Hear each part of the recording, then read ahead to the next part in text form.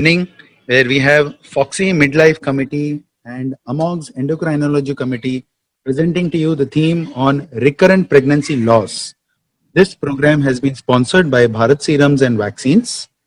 So first, I would like to introduce the convener, the program convener, Dr. Rajendra Nagarkatti. He is currently the chairperson Foxy Midlife Committee and also the chairperson for AMOG's Midlife Committee. He is the executive committee member MOGS, immediate past president of AFG, joint treasurer of Association of Medical Consultants, and many other accolades. I request Dr. Rajendra Nagarkatti to please take these proceedings forward. Thank you very much, sir.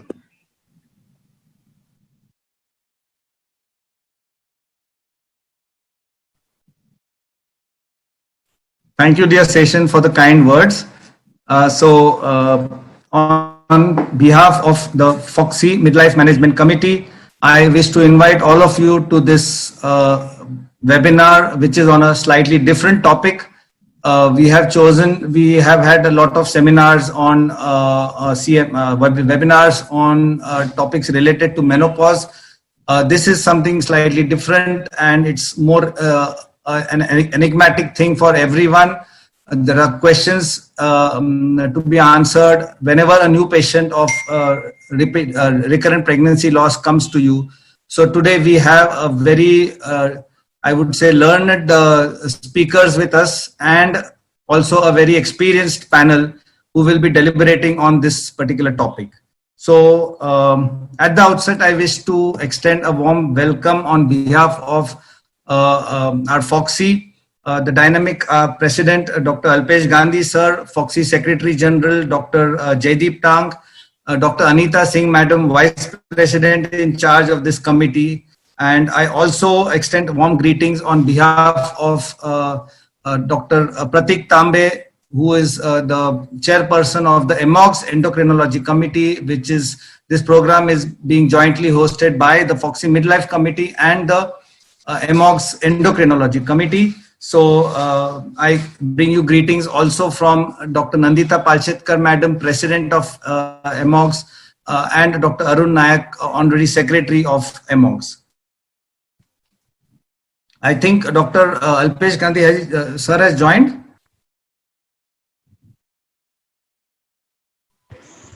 No, sir. Okay.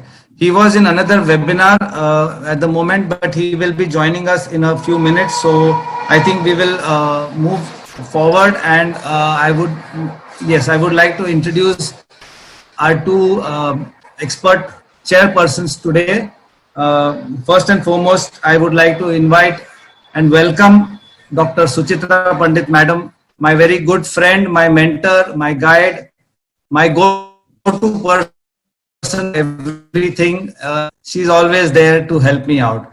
So Dr. Suchitra Pandit Madam, consultant obstetrician and gynecologist, Surya Group Hospitals, currently the chairperson of the AICC RCOG.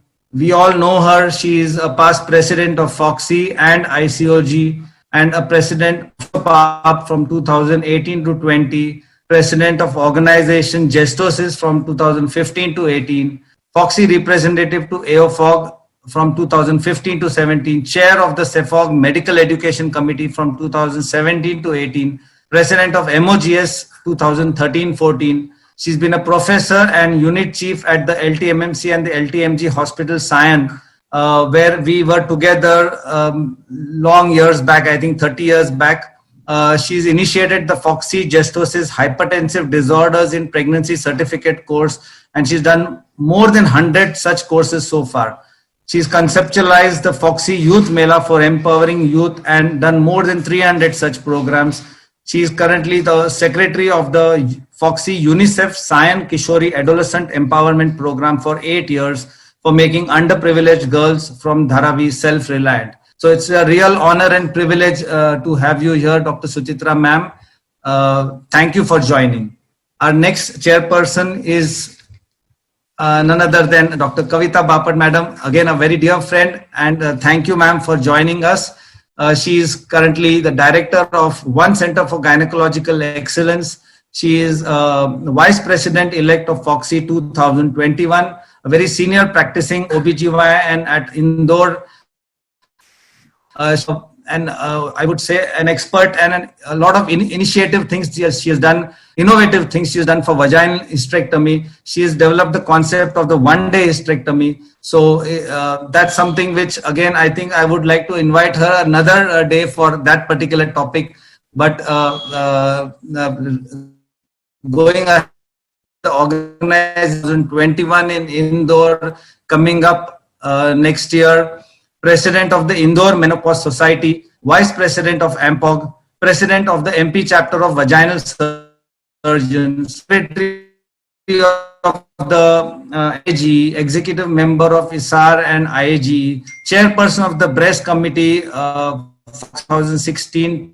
I still remember the wonderful conference, Breasticon, madam, that you had in your time as chairperson. Past president of the OBGYN Society Indore, governing council member of ICOG, past president of the Lions Club Indore, award winner of the Naika Indore and captain of industry. And of course, she's got so many other achievements. So once again, a real honor to have you here, madam. And thank you for joining in, Dr. Kavita Bapat. Before I hand it over to them, I would just like to extend a personal thank you and welcome to all the other I would say very, very learned, experienced faculty that we have today. First and foremost, the absolute authority and on RPL, none other than Dr. Mala Arora, madam, and also the very experienced and intelligent Dr. Asha Bakshi, madam, for being the speakers for today, and all the panelists, Dr. Obi Nagar from Jaipur, Dr. Sanjay Shah from Mumbai, Dr. Sarveshwari Nautiyal from Allahabad, Dr. Umma Pandey, Dr. Deepak Goenka, Dr. Asha Jain, Dr. Manjula Appadurai, and Dr. Jigyasa Govil. So, of course, they will be introduced later, but I just wanted to extend a warm welcome to all of them. And it's over to the chairpersons for taking it forward. Thank you. Thank you very much, Raju. And very nice to see that you have been doing so many webinars as chairperson of the Midlife Committee. And now that you've joined hands with Pratik, I'm sure the both of you are going to cover up a lot of important topics. And congratulations to both of you. And I'm very, very happy to be on this panel. Of course, I will wait for Alpesh to join in. But nice to be chairing a session by, the very enigmatic Mala. Why I say that is because she's an authority on RPL. But apart from RPL, she's done a lot of work on reproductive endocrinology. Herself has been chairperson of the quiz committee of Foxy, and done several very interesting quizzes and written excellent books. She's also been the vice president of Foxy way back in 2011 and has been the editor for the yearbook. And apart from that, Mala has been involved in a lot of editorial work for various books and various journals. A very active member of the RCOG of the North Zone. And what is very, very fascinating about her books is very simply written and very easy to understand. What I'd also like to mention is that apart from the national accolades, she's been the peer reviewer for the British Journal of OBGYN of Human Reproduction, and that again is an honor. And I think Mala, we couldn't have found any better person than you to do justice to this particular topic. Over to you, Mala. Thank you, Suchitra, for the very warm welcome and lovely words that you have spoken. We have very fond memories of many trips we've done together through Foxy and otherwise, and it's a great pleasure to have you as my chairperson, and also Kavita. I think I share the same warmth with both of you. So do you want to wait for Dr. Alpesh to start, or you want me to start my talk? No, madam, I think you can start. Okay. I think, madam, you can start. Yeah, we can. Sir comes in after your talk. Maybe we will have his address. Okay.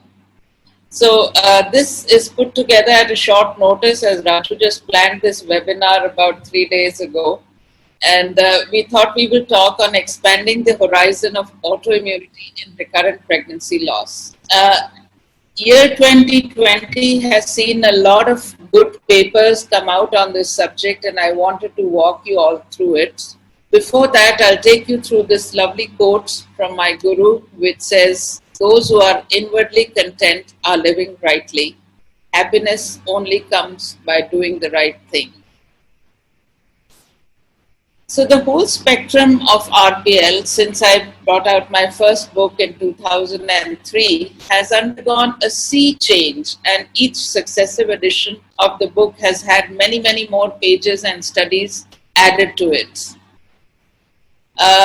We are passionate about the subject because it's not only frustrating, but we in India have a much higher incidence of miscarriages compared to the global average. And this could be related to a higher incidence of subclinical endometritis or stress or the pollutants in our atmosphere. I'm unable to pinpoint, but this was pointed out and made headlines in the newspaper as well in December 2015. And since then, we have been looking at all the papers published on the subject to be able to collate them together and bring them to you. The definition, of course, you are aware, has been changed by the American College to 2 or more consecutive losses. And WHO still says that miscarriage of a fetus that weighs less than 500 grams should be classified as miscarriage, and more than 500 should be a stillbirth. So we know that human reproduction is a very wasteful process. And even in normal conceptions, we lose 75% of the embryos that get fertilized, never make it to a clinical pregnancy. And we have many causes of recurrent pregnancy loss, which are very diverse. And hence we need a comprehensive workup to make sure we get the right diagnosis. But what I wanted to point out today, that when you look at this pie chart and explode it, we have this 40% unexplained category. But what is happening in 2020 is that this unexplained is getting explained to a great extent by infections, by autoimmunity, by paternal factors. And today we will come to the autoimmune factors. Of course, certain lifestyle factors are important, and you know that age is the biggest risk factor, and a woman who reaches 40 years of age has almost a 98% miscarriage rate with her own gametes. The biological clock, unfortunately, ticks much faster, and women should be informed that the risk of pregnancy loss rapidly increases after the age of 35. Obesity, which is an epidemic in our country, also contributes to an increased incidence of pregnancy loss. And so when you see a couple, then you should counsel both partners about obesity, smoking, alcohol, tobacco, drugs, anesthetic gases, pesticides, and antigenic foods. And this is what I wanted to point out in today's talk. There are 5 antigenic foods, which include gluten, eggs, soya, dairy, and non-veg. And somehow they are contributing to an increased incidence of autoimmunity.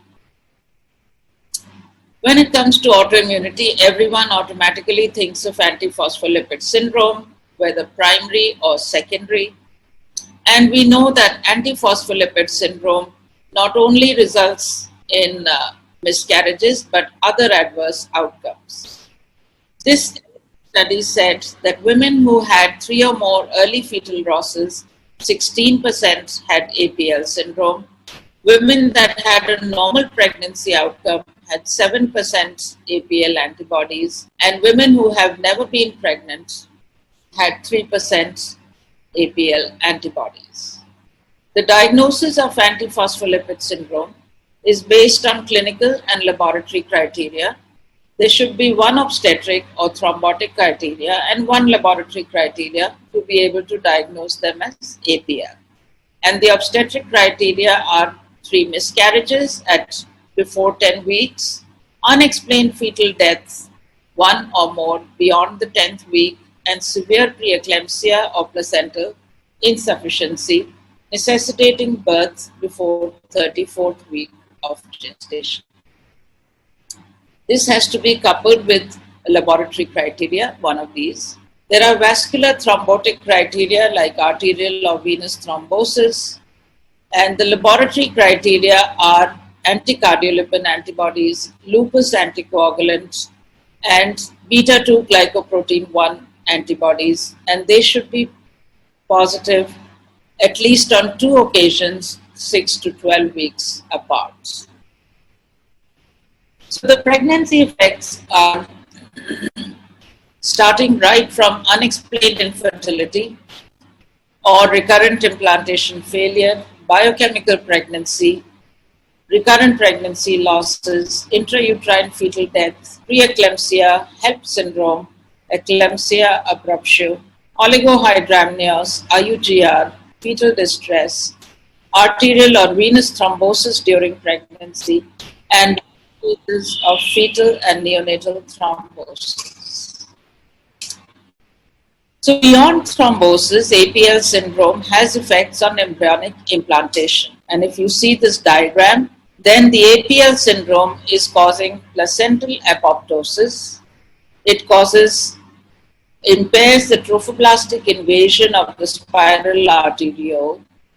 And if we look at this slide, where a normal spiral arteriole is completely bathing the syncytial trophoblastic cells, in APL syndrome, this arteriole is not invaded by syncytial trophoblastic cells and has a high pressure flow that further causes necrosis of the villi surrounding it.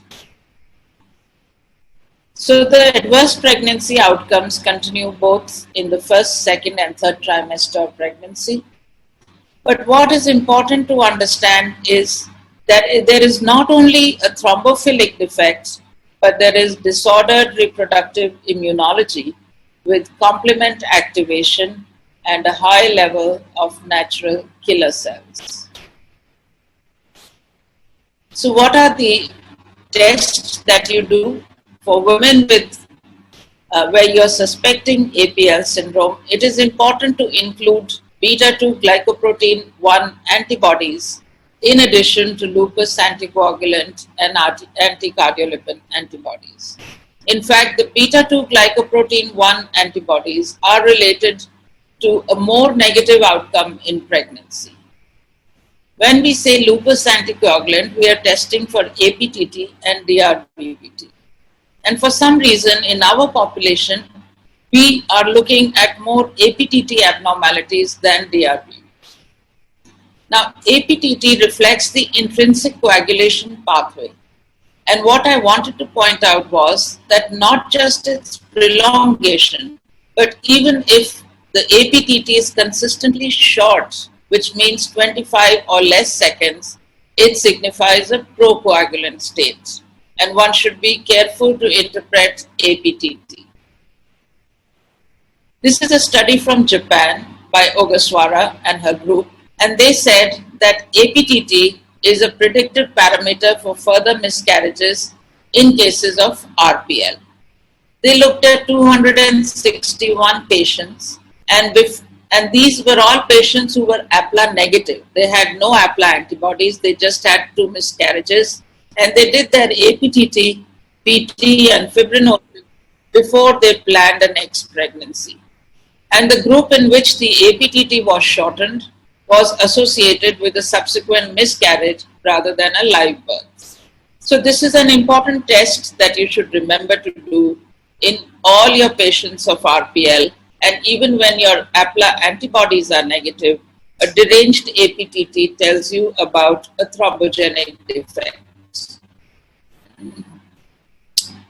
The new thing that has come up is autoimmune testing or ANA testing. Earlier we said that ANA testing may or may not be necessary, but we now have more and more evidence coming in that ANA testing is important. Let us first look at the treatment of Aplar syndrome.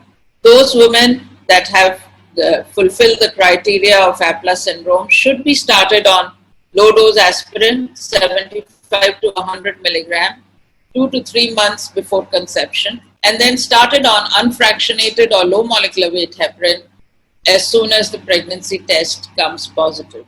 We don't normally wait for the heartbeat to come at 6 weeks. It is so important for you to know how is heparin helping in Aplar syndrome. It is not just its anticoagulant action, but its very powerful complement inhibiting action that makes it so successful in Aplar syndrome. So if you look at this table, then you can see that it's only heparin which has both anticoagulation and complement inhibition. If you use any other anticoagulant like fondaparinib or hirudin, they have no role in Aplar syndrome because they do not inhibit the complements. And this study by Rai et al. In the BMJ showed that if you gave your Aplar syndrome patients no treatment, they had a live birth rate of 10%. If you gave them only aspirin, their live birth rate was 40%. And if you gave them both aspirin and heparin, the live birth rate was 71%. So coming to the story of other autoimmune diseases, we know that if the woman has any autoimmune condition, then her cytokine production in the endometrium gets disturbed. And so the embryo implantation is disturbed. She has a high level of inflammatory cytokines like TNF alpha, interferon gamma, interleukin 10. She has a high level of CD56 natural killer cells. And I noticed that when we are taking a history or examining a patient, anyone who has a history of any autoimmune disorder like rheumatoid arthritis, uveitis, vitiligo, skin lesions, alopecia areata, celiac disease would have a higher incidence of miscarriage than the control group.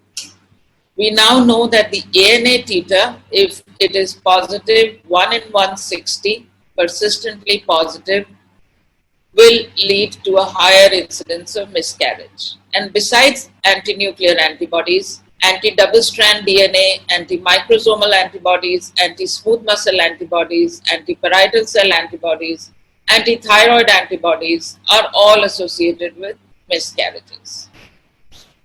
So there are 3 meta-analyses I wanted to present to you. This one is by Chen et al.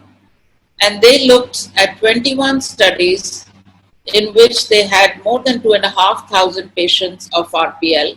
And they found that ANA was positive in 22% of patients of RPL compared to 8% in controls. And this difference was clinically significant.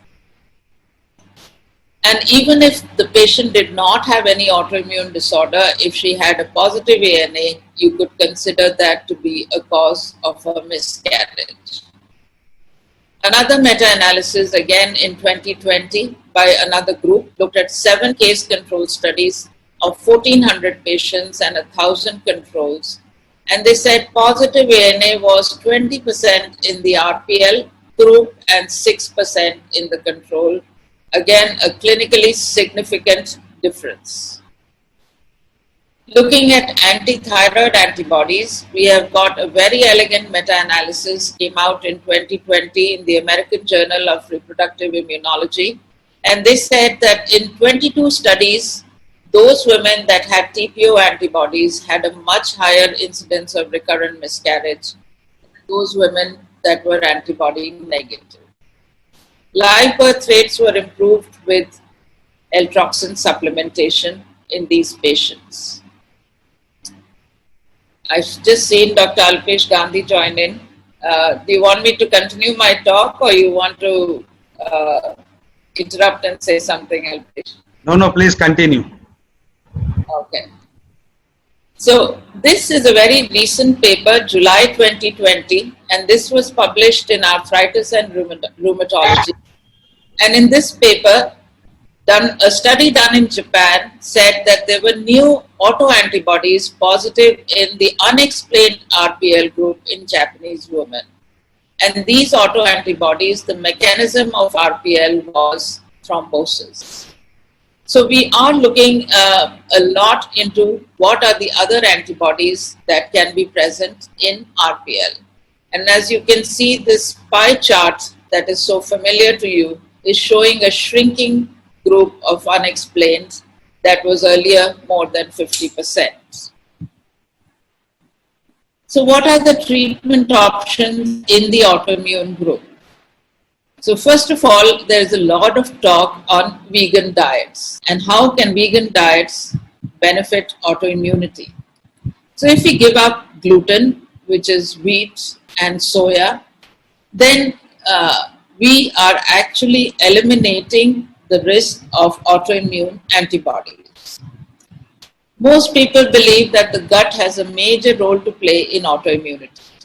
If the gut is not working properly, then undigested protein molecules make it to the circulation by a breach in the gut mucosa. And these protein molecules are going to elicit an antibody response in the body, and this is the trigger for autoimmune diseases. So if we fix the gut and we eliminate antigenic food as well as give probiotics to repair or heal the gut, the antibodies, the autoimmunity will decrease. There are other things which are coming up in autoimmune diseases, and one of them is IVIG. And by this research in 2019 by Dr. Christensen from Denmark, in those patients that had autoimmune conditions, IVIG resulted in a higher number of live birth rates, and it is given as 0.4 grams per kilogram body weight once in every 3 weeks. And it is supposed to neutralize the pathogenic autoantibodies. And this is the detail of that same paper that I was mentioning. This is a single-center, double-blind, randomized controlled trial in Denmark, where 82 women with unexplained RPL, more than 4 miscarriages, were given IVIG, and the control group was given a plain albumin infusion from the time they had a positive urine pregnancy test up to 15 weeks. And the live birth rate was 54% in the IVIG group and 50% in the placebo group. So the difference was very small, but he further went on to say that in all autoimmune conditions, IVIG works well, but in the unexplained group, it does not work too well. Intralipid is a substitute for IVIG. It is a potent immune modulator and can be used in women that have autoimmunity, but it is a weaker substitute and does not give that good a success rate as IVIG. Steroids, which we never used in women with RPL, there are now papers to say that if the woman has APS syndrome and if she does not respond to heparin and aspirin, not APS syndrome, in the non-APS syndrome of recurrent miscarriages, where there are a high number of natural killer cells in the endometrium, a short course of steroids during the peri-implantation phase will help. And one drug which is used empirically in autoimmunity is GCSF. So GCSF is again more reserved for unexplained rather than the autoimmune. So in the autoimmune group, we have talked about giving IVIG. In the autoimmune group, we have talked about giving steroids, altering their diet. And if they have very high TNF-alpha levels, then you could consider giving a TNF-alpha blocker. What is new in RPL? One is the use of stem cell and platelet-rich plasma, and this is still in the stage of infancy in patients with RPL. But what is an interesting study that I came across from, again, January 2020, is the use of sitagliptin for RPL. Sitagliptin, being an anti-diabetic drug, is shown to increase the endometrial stem cell progenitor cells in an in vitro experiment. And in a small randomized trial of patients who had 3 or more miscarriages, where they had a stem cell disturbance, sitagliptin gave better results. So with this, I take you to the take-home message of my talk, that we know that this is the workup you need to do for your patients with RPL.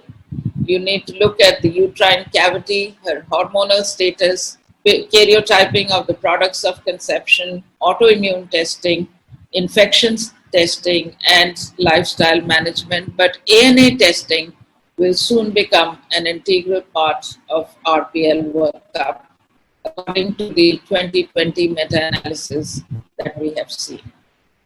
Thank you very much.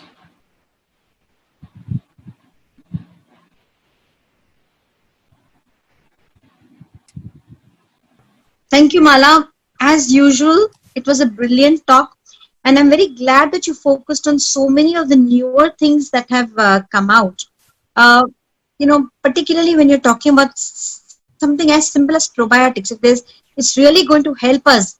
My question to you is, in case the woman has had a bad obstetric history and, her gut is absolutely normal, still would this probiotics play a role as per the research? As per the research, they will play a role if there is either an infective lesion in the endometrium or the vagina or the cervix, and it will play a role in autoimmunity. But this is the thing with RPL, because the causes are so diverse, the same thing will not work in all women. If she has an anatomical or a genetic reason, then obviously your probiotics are going waste. Absolutely. And even I think the research on sitagliptin seems very promising. Let's hope that we have all these newer things on the horizon which are going to help our women with RPL. Brilliant talk, and I'm not sure whether they're allowing questions right now, or are they doing it at the end of the session? Organizers, Raju. I think we'll.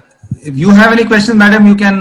For the audience, I think we'll have it at the end of the session. Okay. If madam is going to be there, Mala madam has to go, I think, early. Yes, madam, I will have time to leave early. I think I was just looking at your chat box. I don't see any questions here at the moment. So, no problem. I will connect again after an hour. If that's what you want me to do, I can do that. Madam, can you just elaborate a little more on the intralipids? Yeah. So the intralipid is given every 3 weeks, starting from the follicular phase of the cycle if you're doing an ART cycle, or from the time of positive pregnancy test if she's a spontaneous conception. The advantage of intralipid over IVIG is that it is much more cost effective, and it does not cause any serious anaphylactic reactions, which can sometimes be seen with IVIG. But many studies have confirmed that if the woman has autoimmunity, then IVIG is superior to intralipid, because intralipid is a weaker molecule to be able to combat the autoantibodies. Okay. Thank you, madam. Is Alpesh going to speak something now? Yeah. So can we have the slide for slide of Dr. Alpesh, sir? So it's a real honor and privilege to have the Foxy President 2020 with us webinar, Dr. Alpesh Gandhi, sir. Thank you so much for joining in and blessing the occasion. Sir is Sir has been so very innovative and brilliant and enterprising in this COVID year. He's been doing such wonderful programs in spite of the lockdown, and reaching out to so many, not only the gynecologists, but I would say even to the general population. with programs like the adolescent program that recently happened on the 10th of August, where more than 10,000 school students had logged in, and I think more than 300 schools had joined in the program. And also the wonderful activity by the Motherhood, Safe Motherhood Committee, where all the paramedical staff are being trained by all our different gynecologists on COVID care during this time. So it's sir, you've been doing wonderful work. So it's a real pleasure to have you with us. It's my honor to read out your CV, sir. Sir is the president Foxy 2020. Hospital management. He's done hospital management from IIHMR Jaipur. He's been a governing council member of ICOG from 2016 to 17, chairperson of the Practical Obstetric Committee 2009 to 11.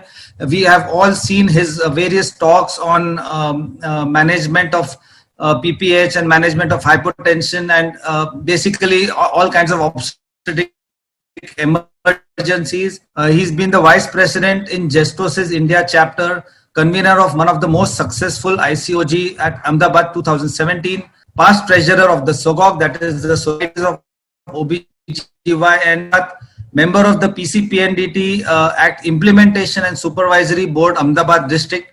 His book on principles of critical care in obstetrics is available in more than 5,000 world-renowned medical libraries, published by an international publisher and translated in Chinese and Spanish language. That's a real honor, sir, and a great thing for India. RCOG has the honorary FRCOG. He's also the founder admin of the biggest social networking of Foxians on Facebook. So welcome, Dr. Alpesh Gandhi, sir.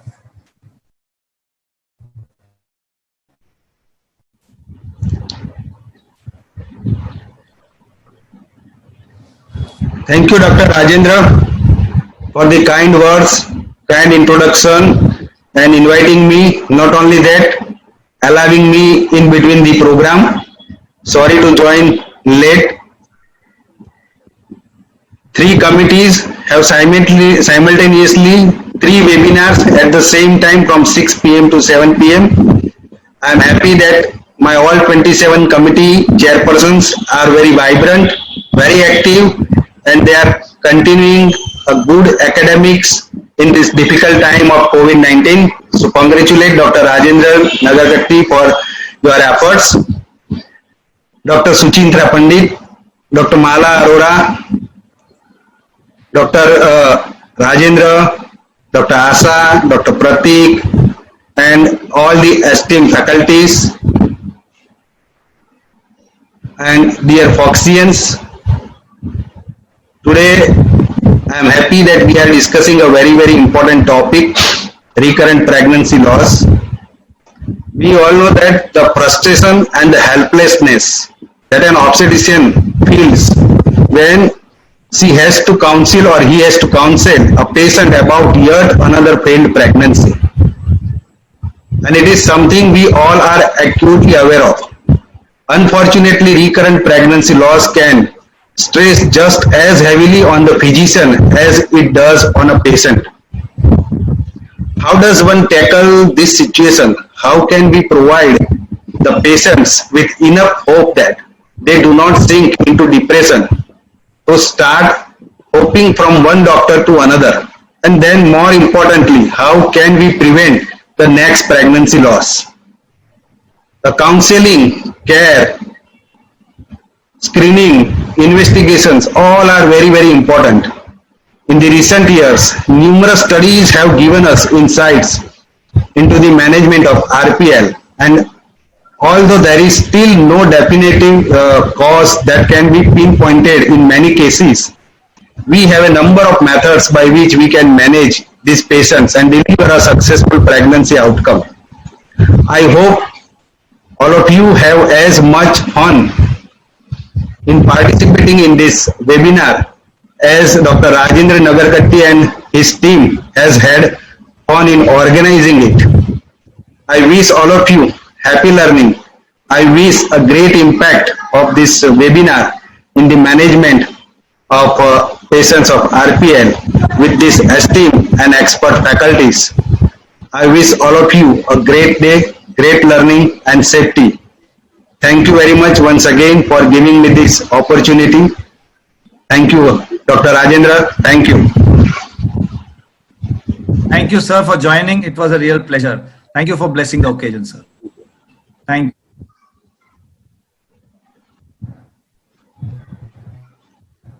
Please continue. Thank you, sir. Session, can we have the next, can I have the slide of Dr. Asha Bakshi madam? And I would request Dr. Kavita Bapat madam to please take it forward. The next step for today's Dr. Kavita Bapat madam.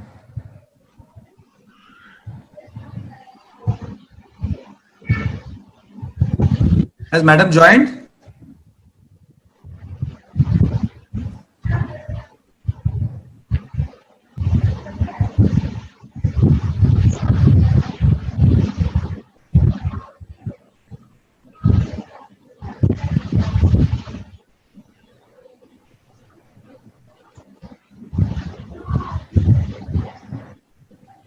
Dr. Kavita Bapat madam.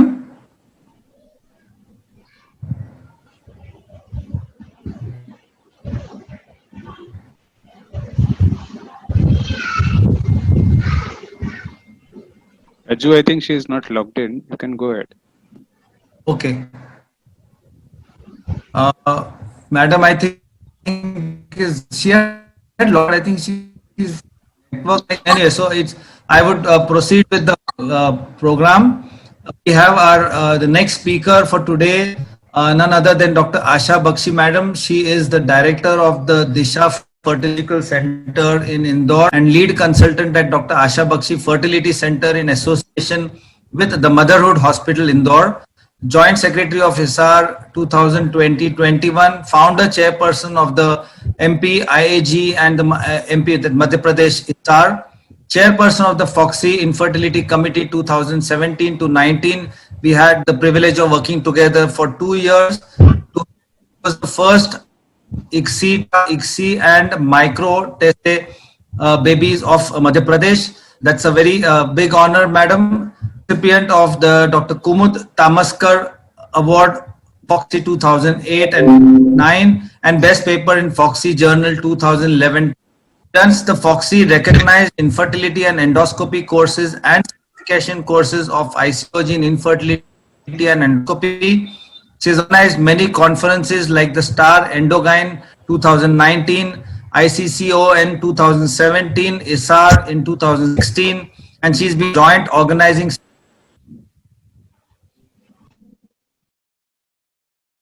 chairperson of the awaited AICOG 2021 to be held at Indore. Currently is also contesting for the post of Vice President West Zone Foxy. We can request everyone to kindly support her. So it's over to you, Dr. Asha Bakshi madam, for your talk. Madam, we talking on the immune aspects and from immunomodulation to luteal phase defect.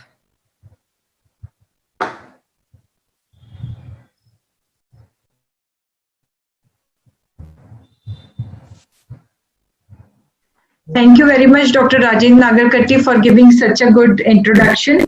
I'm really very honored to have Dr. Alpesh Gandhi here today, Dr. Suchitra Pandit, and Dr. Mala's talk. I could catch the end of it because I was in another webinar before, but it was, as usual, excellent. So I'll be the next batsman. It's nice to see Dr. Pratik Tambe and the whole team of the panelists here. So coming to today's topic, I'm going to talk on recurrent pregnancy loss. Already a part of it has been covered by Dr. Mala, and I'm going to talk about more of alloimmune part and the luteal phase support. So we all know that 0.5 to 2% of women experience RPL, defined as occurrence of 3 or more clinically detectable pregnancy losses. Despite detailed evaluation, cause may be identifiable only in 50%, and it is major cause of unexplained RPL due to immune factors. And though the definition is now changing down to 2 losses. Pregnancies is a semi-graft in 50% of antigens are foreign. And immunological factors are autoimmune, which I think Madam has already spoken about, and alloimmune. And autoimmune are systemic lupus erythematosus and antiphospholipid antibody syndrome. And alloimmune is an abnormal maternal to immune response to fetal or placental antigen. Now, coming to the mechanism, normally pregnancy or foreign tissue graft is tolerated by the maternal immune system through formation of antigen blocking antibodies. In couples that share similar types of HLA, there is inadequate formation of blocking antibodies in the maternal environment. Therefore, the maternal immune system mounts an immune response to the implanting pregnancy and a spontaneous abortion occurs. So basically, it is like any foreign body reaction. And although previous studies have concluded that there was a higher degree of HLA sharing in couples with recurrent abortion, multiple recent studies have not confirmed this. Multiple investigators have attempted to modulate the immune response using paternal WBC immunization, IV immunoglobulin, and donor seminal plasma vaginal suppositories. So what are the guidelines, whether these testings should be done or not? So RCOG says there is no clear evidence to support the hypothesis of HLA incompatibility between couples and the absence of maternal leukotoxic antibodies or absence of maternal blocking antibodies. No clear evidence that altered peripheral blood NK cells are related to recurrent miscarriage, because that is an indirect marker of the foreign body reaction. And the raised uterine NK cells number in women with recurrent miscarriage was not found to be associated with an increased subsequent risk of miscarriages, because that's what we would think, that if there are NK cells in the uterus, then maybe there is increased risk of recurrent pregnancy loss. So further research is required to assess the contribution that disordered cytokines make to recurrent miscarriage before routine cytokine tests can be introduced in clinical practice. So as per ASHRAE guidelines 2017, HLA determination in women with RPL is not recommended in clinical pregnancies, clinical practice. Only HLA class 2 determination could be considered in Scandinavian women with secondary RPL after birth of a boy for prognostic purposes.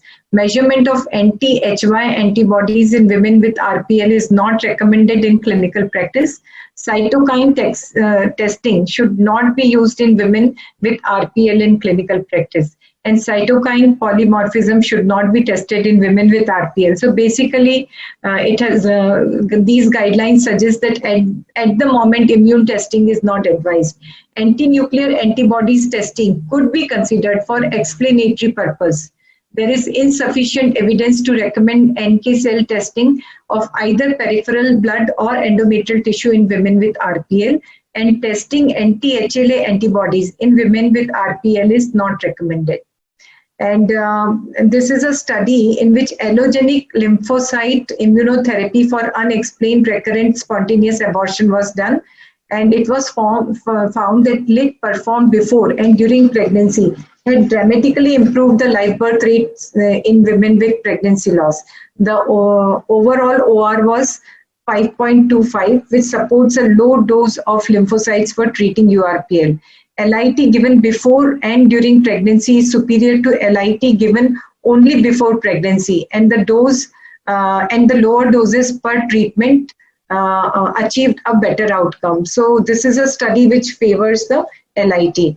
Now LIT, this is another systematic review and meta-analysis, and here they have said that the re-analysis of data from 6 meta-analysis, some studies of the original data were excluded citing lack of quality. 4 showed a benefit and 2 showed no benefit. So still things are not clear. There may be benefit, there may not be benefit.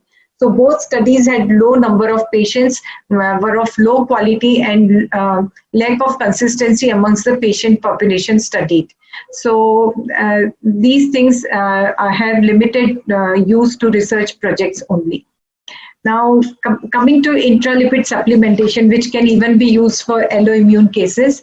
So here in women with recurrent spontaneous abortion and high levels of natural NK cells. So here 250 ml infusion on the day of oocyte retrieval with further infusions if there was a positive pregnancy test in patients with elevated peripheral NK cells was done, and they found that there was significant higher ongoing pregnancy rate and live birth rate in intralipid group. And I think whenever you give intralipid, it is important to ask whether the woman has got allergy to eggs, because sometimes these women may develop the allergic reaction. Now, treatment with tumor necrosis factor inhibitors and intravenous globulin improves the live birth rates in women with RPL. So this is a retrospective study.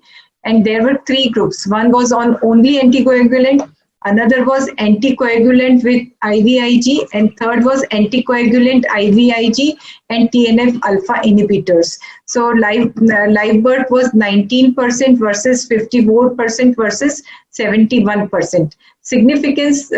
Significant difference was there in group 1 versus group 2. That means only anticoagulant versus anticoagulant plus immunoglobulin. So, and group 2 and group 3 was not that much significant. So what they have said that there is no significant difference between group 2 and 3.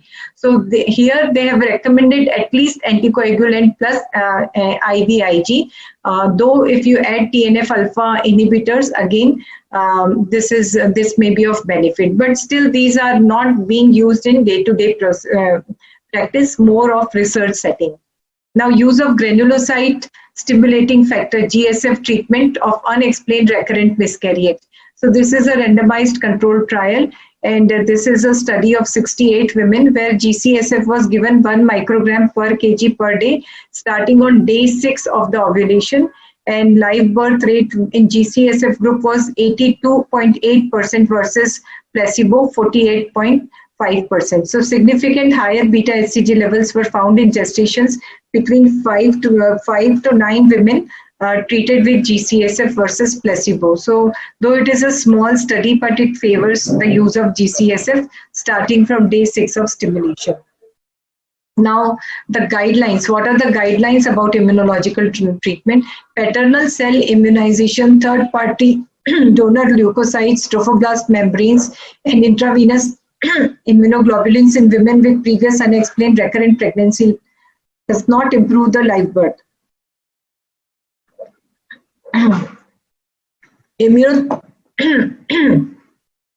Immunotherapy is expensive and can have serious side effects, transfusion reaction, anaphylactic shock, and hepatitis. I think Madam Mala was also mentioning the same thing.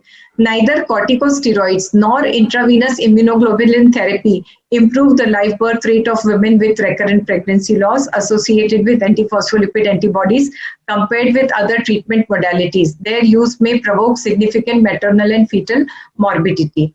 So lymphocyte-lit therapy should not be used as a treatment for unexplained RPL and has no significant effect, and there may be serious adverse effects. IVIG is not recommended. Glucocorticoids are again not recommended as treatment of unexplained RPL or RPL with immunological biomarkers. There is insufficient evidence to recommend intralipid therapy for improving the live birth weight in unexplained recurrent pregnancy loss, and still there is insufficient evidence to recommend GCSF in women with unexplained RPL. Now coming to luteal phase.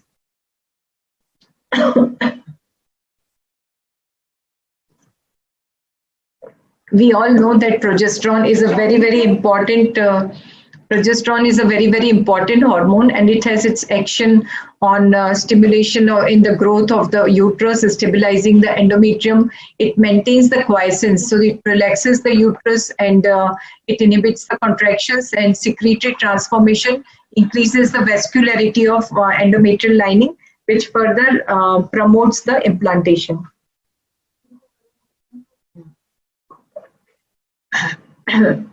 And what are the actions of progesterone? It has an immunomodulatory role as well as it has a role in uterine relaxant that we have already seen. So immunomodulatory is from favorable shift of TH1 to TH2 balance towards the TH2 type, and modulates chemokines transcription factor and inhibits tissue rejection and protects the conceptors. And as a uterine relaxant, it blocks oxytocin effects of PGF2 alpha and alpha adrenergic stimulation, and it reduces the contractility and promotes the myometrial relaxation.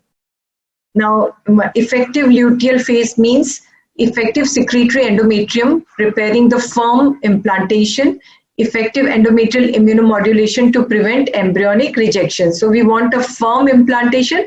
At the same time, we do not want any embryonic rejection. And both these immunophysiological functions are carried out by progesterone. The estrogen induces the nuclear progesterone receptors, and progesterone then acting through its own receptor produces a mediator protein known as progesterone inducing blocking factor. And luteal phase defect, how to define the luteal phase defect? That is inadequate secretory transformation of endometrium resulting from deficient progesterone production. And it has its implications, of course, in infertility and recurrent pregnancy loss. And the prevalence is anywhere from 3 to 20% in infertile women and 5 to 6% in RPL patients. And luteal flow, blood flow is significantly correlated with serum progesterone concentration during mid-luteal phase and lower in women with the luteal phase defect than in women with normal luteal function. And pathophysiological mechanisms of luteal phase defect are, there are follicular phase defects and there are luteal phase events and there are luteal rescue factors. So coming to the luteal phase effects, there is deficient mid-cycle surge and luteal LH levels. There may be, and this can be there in hyperprolactinemia, accelerated luteolysis, deficient luteotropic stimulus, intrinsic cellular defects of corpus luteum, and inadequate endometrial progesterone receptor. And luteal rescue factors may not be there, like deficient luteotropic stimulus, intrinsic deficient luteal progesterone synthesis, and endometrial defects. So what are the risk factors of luteal phase defect? And we all know about this: anorexia, starvation, and eating disorders, excessive exercise, stress, obesity, particularly with PCOS, then endometriosis, aging, inadequately treated 21-hydroxylase deficiency, thyroid dysfunction, hyperprolactinemia, ovarian stimulation alone or with or without gonadotropin, and ART itself. And the consequences are short cycles, premenstrual spotting, infertility, and pregnancy loss. So coming to RPL, vaginal progesterone has been found to be, has been used, and in this particular study, they have tried to investigate the efficacy of progesterone supplementation in patients with recurrent miscarriages. And here, initial progesterone level was, in group 1, the initial progesterone was less than 40. And in group 2, it was more than 40 and rose by 15% after 48 hours. And in group 3, initial progesterone was more than 40 and it rose to by more than 15%.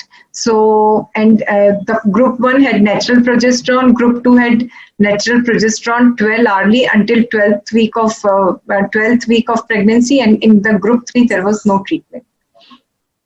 Now, vaginal progesterone has been associated with, after progesterone treatment, it has been found that repeat miscarriage is less, where there were previous 3 or 4 miscarriages, then the repeat miscarriage was 35% after progesterone treatment and 45% without treatment. So it did reduce it by 10%. So the conclusion is progesterone supplementation may have beneficial effect in women with otherwise unexplained recurrent miscarriages.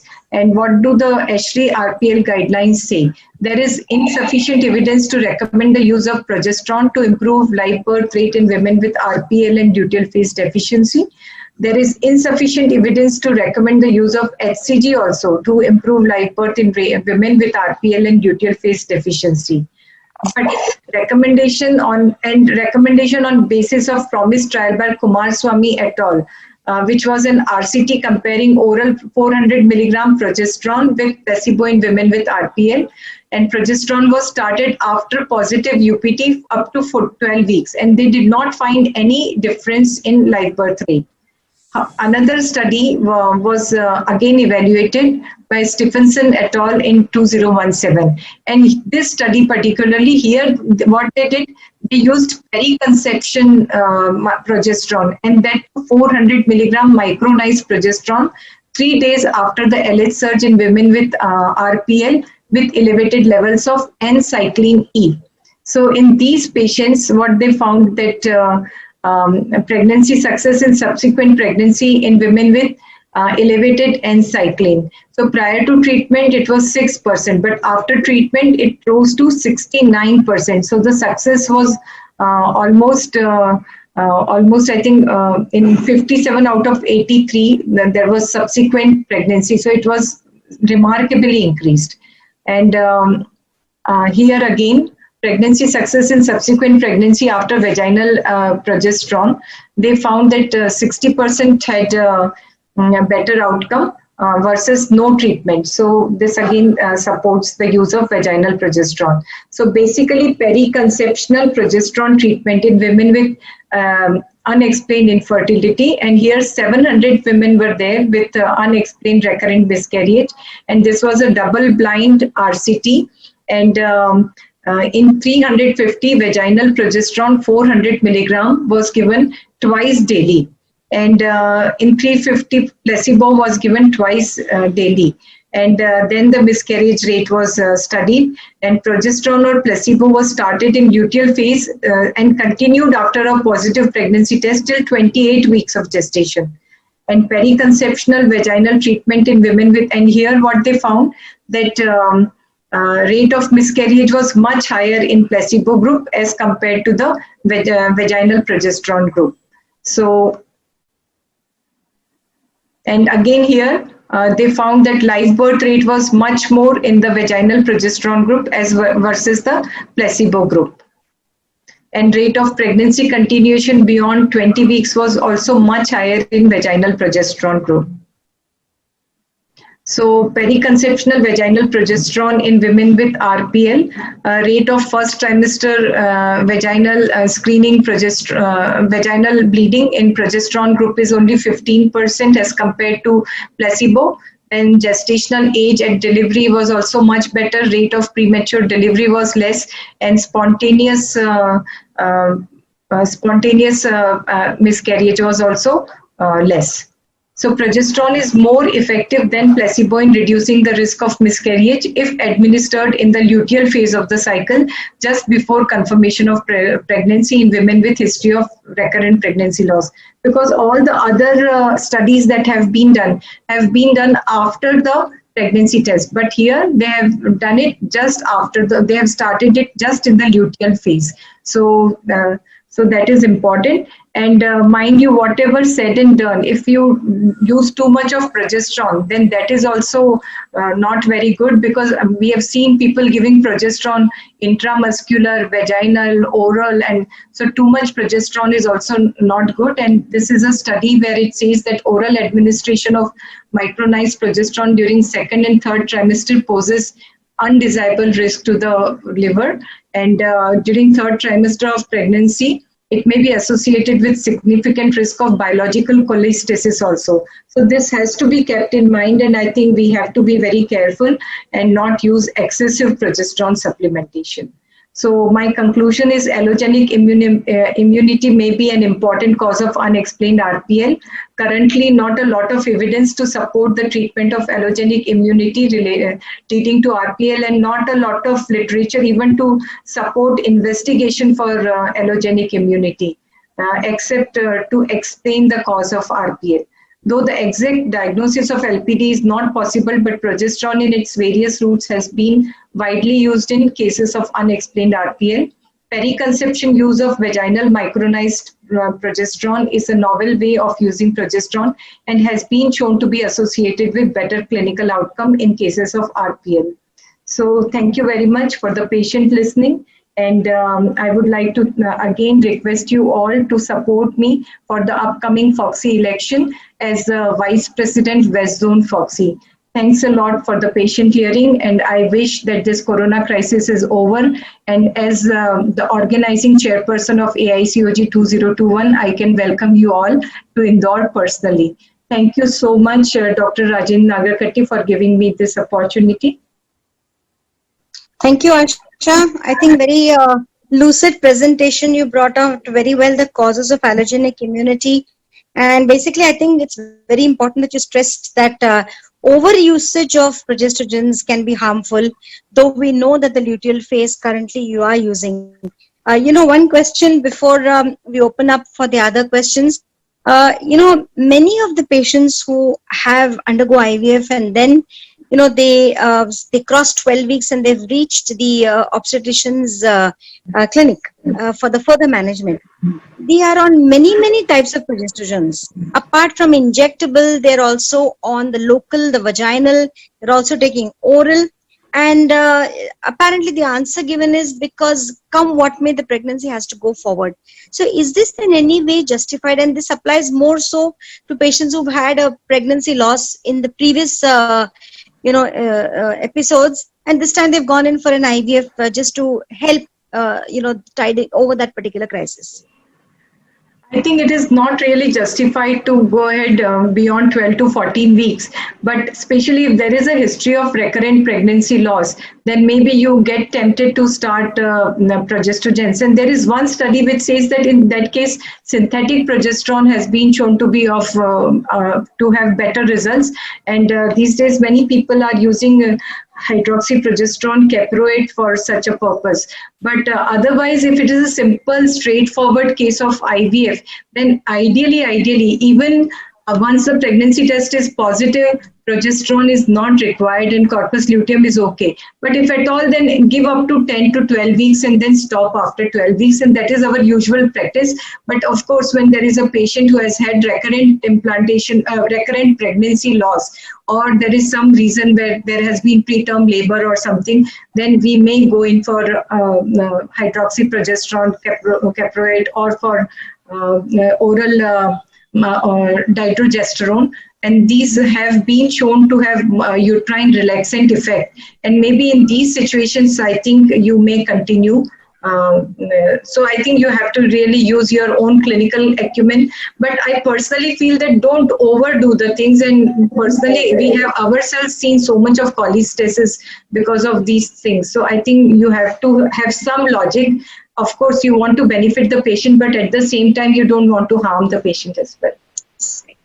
Thank you very much, Asha. And yes, wishing you all the luck for your vice president elections. And Rajendra, over to you. Thank you, Dr. Suchitra ma'am, and thank you really for joining in. And you can also take part in the panel discussion deliberations with your experience. It would be really informative. Some questions have come to us.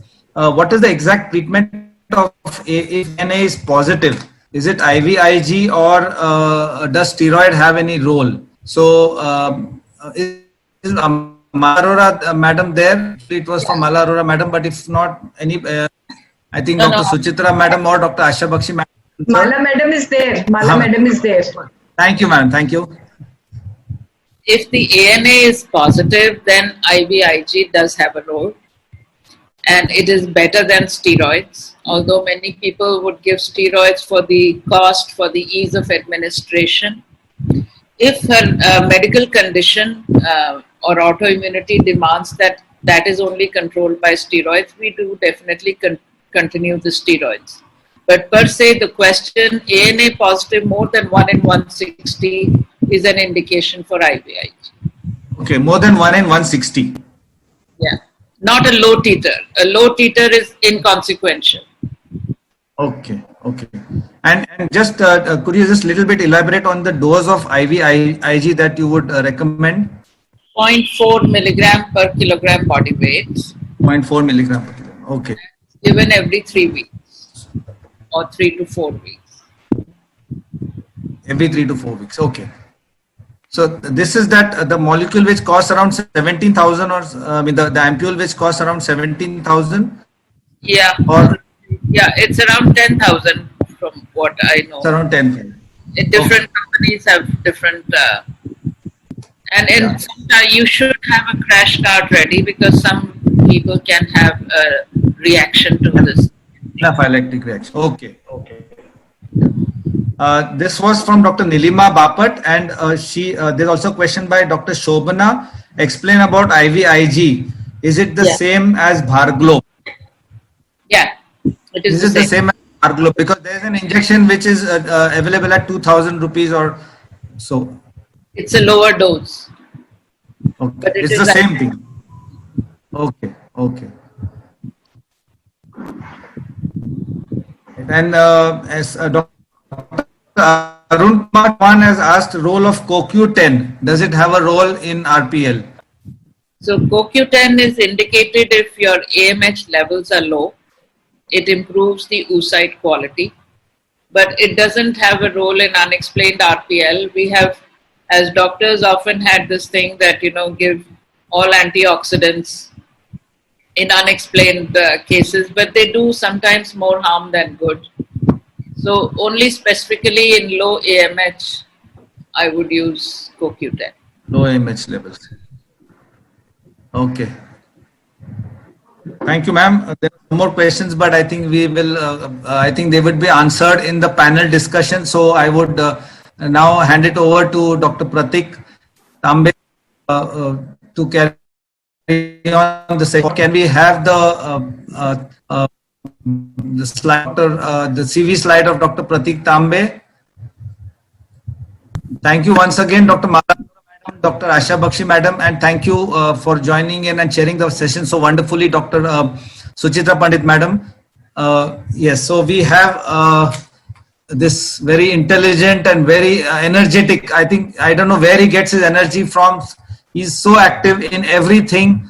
He's doing webinars. He's bringing out magazines, Mogs Media, and he's there everywhere.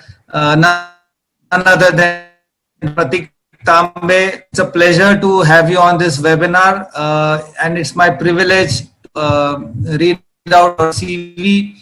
He's a pediatric consultant and gynec endoscopic surgeon, international diploma in advanced laparoscopic surgery from Clermont, France, trained in assisted reproduction in Brussels, clinical urology at London and Singapore. He's currently the chairperson of the EMOG's Endocrinology Committee 2020 to 22. He's the ex-chairperson of the Foxy Endocrinology Committee, where we were together working the Foxy. He's the council member of 2021-22, executive committee member of ISAR, managing council patron of the Mumbai Obstetrics and Gynecological Society. As I said, chairperson, Foxy Endocrinology Committee, managing council member of IAG, MSR, AMC, a mentor for MOGS Youth Council members, a recipient of 15 MOGS and 7 Foxy prizes and awards. And this list is going to go on increasing. Foxy, Dr. Meru Hansotia, Best Committee Award in 2000. That should be enough. Panel के लिए time नहीं बचेगा. Okay, Pratik, nice of you to say, but yes, we all know he's done so much of work, and it's a pleasure to hear from him on this. But before I hand it over, I just wanted to pass on a message from Dr. Kavita Bapat Madam. She had to go for an emergency surgery, so she will not be able to join us. She said by the time I finish the surgery, the panel and everything might be over. So she sent in her apologies and her good wishes as well for the program. So thank you, Dr. Pratik. Please carry on. Thank you, Dr. Rajendra Nagarkatti, first and foremost for inviting me to collaborate in this very unique venture. And I think it's a very rare and humbling experience for somebody like me to be sharing the stage with such luminaries, Dr. Alpesh Gandhi, Dr. Suchitra Pandit, both of whom have been stalwarts and of course like almost father figures for us in Foxy, and we are following in their footsteps. Dr. Mala Arora, past chairperson of ICOG. Again, it's always instructive to listen to her, and every time I listen to her, I learn something new. She's so down to earth and she communicates so well. I think even somebody who at the end of the day is very tired and exhausted will still imbibe and come away with something new. And of course, Dr. Asha Bakshi, our candidate for Vice President, wishing you all the very best in your endeavors. Can we have the CV slide of the introductions for the panelists, please?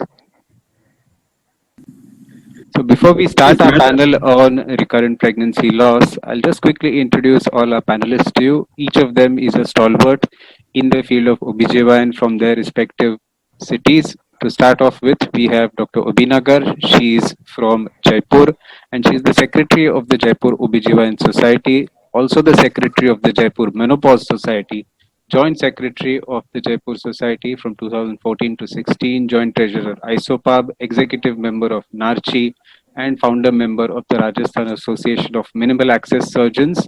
Her pet interest is actually endoscopic surgery, and some of the questions regarding uterine anomalies and anatomical causes we will try and direct towards her in this panel. Next slide, please.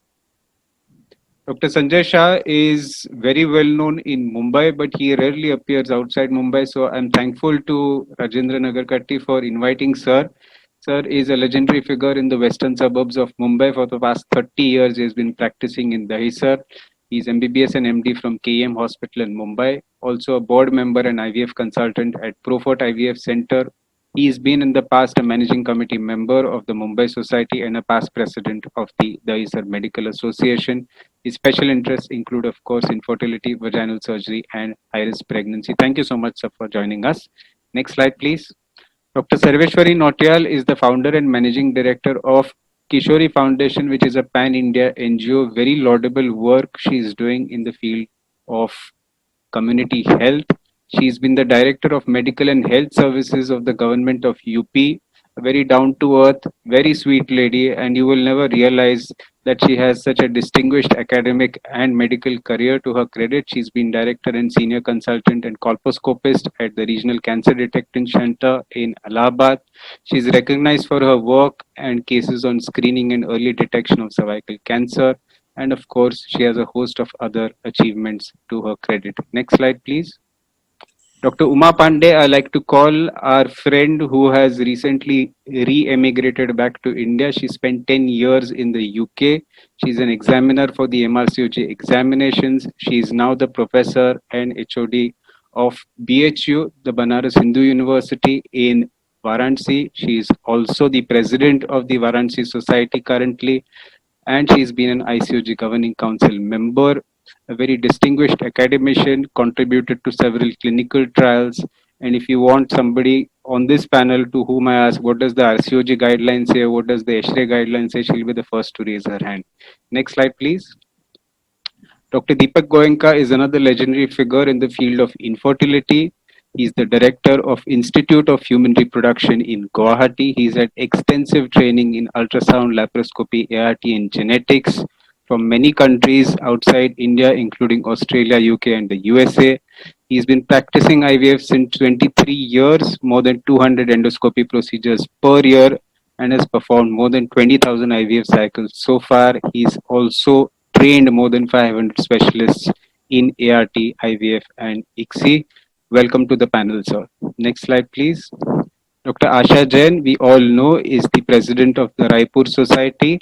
She is also the medical director of CPRS in Raipur.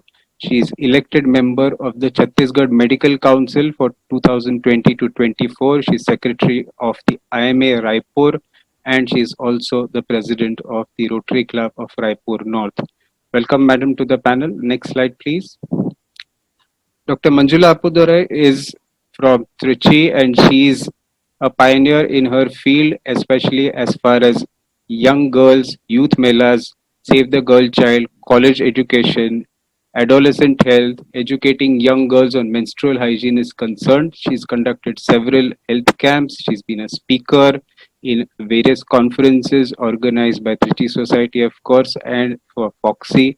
She's secretary of Menstrual Hygiene Management Consortium for the past 3 years, executive committee member of the Trichy Society, and she's also a member of several Foxy committees. Welcome to the panel. Next slide, please. Dr. Jigyasa Govil is from Noida, and she's a consultant obstetrician and gynecologist at Cloud9 Hospital there. Her special interest is in laparoscopic surgery and infertility. We met when she was the organizing secretary of North Zone Yuva Foxy in 2019. She is also the secretary of the Noida Society and been a treasurer of the Noida Society in the past. Previously, she's had a medical education from KGMU in Lucknow, and of course, She's very well known in Noida because she is an endoscopic surgeon, and some of the questions regarding endosurgery and infertility, of course, will be directed towards her in this panel. So, welcome to all the panelists. I think that's all of them. And I'm now going to share my screen. And usually at this point, there is some glitch. So, just wait for 30 seconds and bear with me while I do that.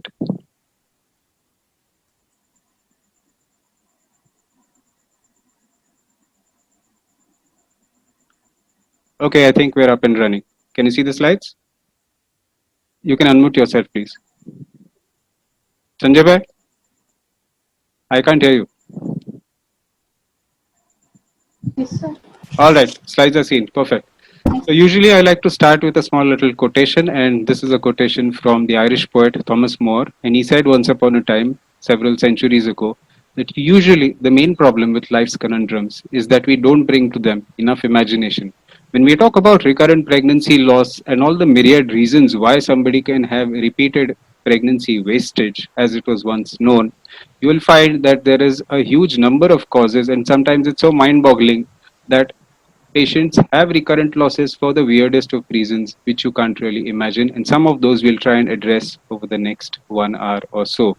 When we look at the guidelines on this subject, there's of course the ESHRE guideline, which is from 2019, which is very similar to the first edition of this guideline published in 2017, except for minor changes, which you can see at the bottom of that slide. And the other guideline, of course, that we refer to is the ASRM, or the American Society of Reproductive Medicine guideline, which was published way back in 2012. It's up for a revision, and hopefully we will see the updated version of that guideline very soon. So let me start by asking, let's ask Sanjay bhai. Dr. Sanjay Shah, is recurrent pregnancy loss in your 30, 40 years of experience something which is relevant in practice today in 2020? Of course, we studied a lot about it in our medical college days when we didn't have so many diagnostic tests that were available. Endoscopy was not available, ultrasound was sparingly available. At that time, it was a big question mark. Is this still relevant in 2020, sir? Sir, we can't hear you. Your audio is not there for some reason.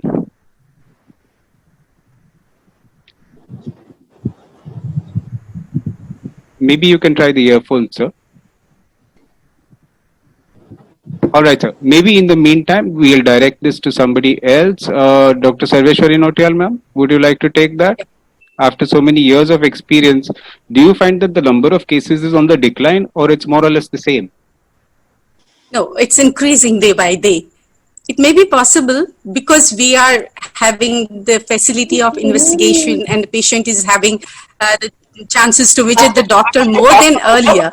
But these are really a difficult situation, really a psychological shock to the patient. So I think like 15% of all recognized pregnancy are lost, and 2 losses is RPL. Previously, there was a limited scope of treating these patients. Nowadays, our doctors and the facilities are better. The social and culture and biological issues are there, but now the patient from the villages are also visiting. So exactly, this is a problem in present scenario and should be taken as increasing in number. Yes, so I think the scenario is not declining. In fact, if anything else, it's growing worse. More and more patients are seeking treatment. It's not declining. It's not declining, or maybe the facility of investigation is more than earlier. Patients are presenting more often. Yeah. Absolutely, ma'am. Yeah. Thank you so much. Thank you so much, ma'am. So let's go to the next question. And I think this is very relevant when we talk about any topic, that we need to have some clear-cut definitions. Once upon a time, we used to have this terminology called recurrent reproductive wastage. Then came a term called recurrent pregnancy loss. In fact, that is the theme for today. In the textbooks and in the guidelines, you'll also find a term called recurrent miscarriage. I want to ask Dr. Uma Pandey, madam, in your experience, are both these terminologies equitable or are they different?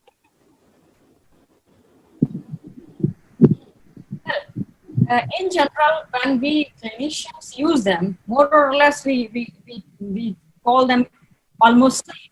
But the latest history guideline clearly writes that recurrent miscarriage would be called when the pregnancy had been intrauterine, and otherwise it is recurrent pregnancy loss, RPL. There's another way of looking at that. That is when you tell a woman that you had pregnancy losses, then it is little disheartening, as Madam Nautial was already saying. There is lots of anguish into that. So miscarriage is a softer, little bit humble word, and therefore maybe we could encourage using that. Just a point difference I would like to say.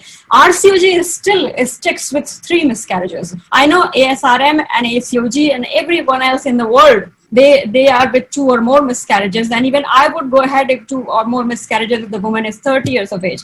But they clearly say if she's like 25, 27, only 2 miscarriages, then they will wait in the NHS.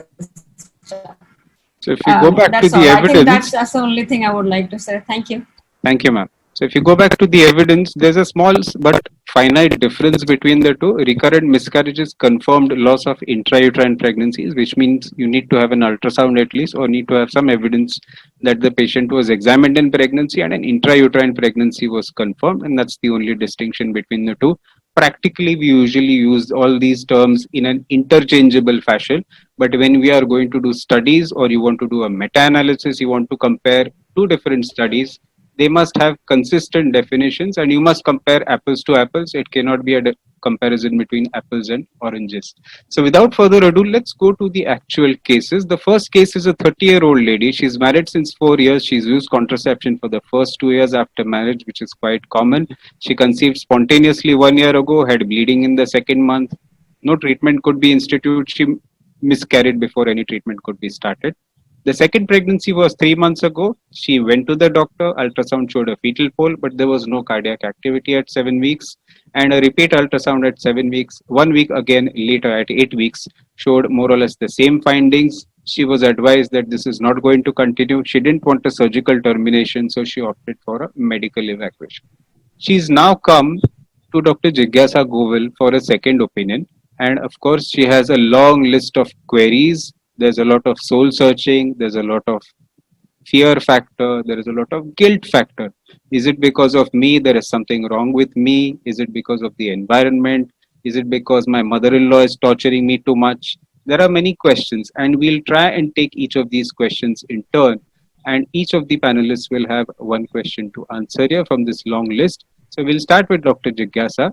She's asking you, ma'am, what do you think is the cause of repeated miscarriages in general? And then we'll come to the specific cause in me after that discussion is over. I want to know whether there was a documented pregnancy. The first pregnancy, there was any documentation, or the second pregnancy, definitely we know we have ultrasound. The only history that we have is that she aborted on her own before any treatment could be started, but there's a definite history of passage of POC, so no ultrasound could be done. Dr. Sanjay, we can hear you. Thank you. As we see, both the abortions are early abortions which are less than 8 weeks pregnancy. So the most common cause for early abortion can be genetic. Plus, 50% of abortions are unexplained. So if the patient has 2 abortions, we have to assure her that there are 75% chance that the next pregnancy will be normal. Plus, we have to investigate her for autoimmune causes. The most important cause which is correctable is antiphospholipid syndrome. So we'll come to each of the causes in a little later. But as you can see here, there is a multitude of factors which are generally described to cause recurrent pregnancy loss. And you'll find that the highest etiology, the largest group is the unexplained. Is the unexplained, where we finally say that after doing a huge battery of tests costing maybe thousands of rupees and maybe weeks at a time, you find that you can't identify any obvious cause. So the next question goes out to Dr. Sanjay Bhai, since we can now hear him. Thank you. Lady is asking, that I have reached 30 years of age. Is this important? Am I having a miscarriage because I got married late, or I put off pregnancy for 2 years after I got married? Should I have had a pregnancy immediately after I got married? Is it age related? Of course, recurrent abortion can be, even spontaneous abortion can be age related, but I don't think 30 is a too old age to have the recurrent abortions for what she got it. As the chart says, it's about just 20%. The difference between 20 and 30 is hardly any significant. So I won't say it is age related in this patient. But most probably what the clinical picture suggests, it is more like one is almost like a chemical or a blighted, and the other one is probably aneuploidy. That is what is the picture suggests. Thank you, sir. Thank you so much. So you can see here from the chart that usually the incidence of age-related or maternal age-related aneuploidies is typically higher once the patient's age crosses 35 or 40 years, and immediately after the age of 40, it goes on increasing in an exponential fashion. What the ASHRAE guideline says very clearly that women should be informed that chance of pregnancy loss is lowest if the maternal age is less than 35.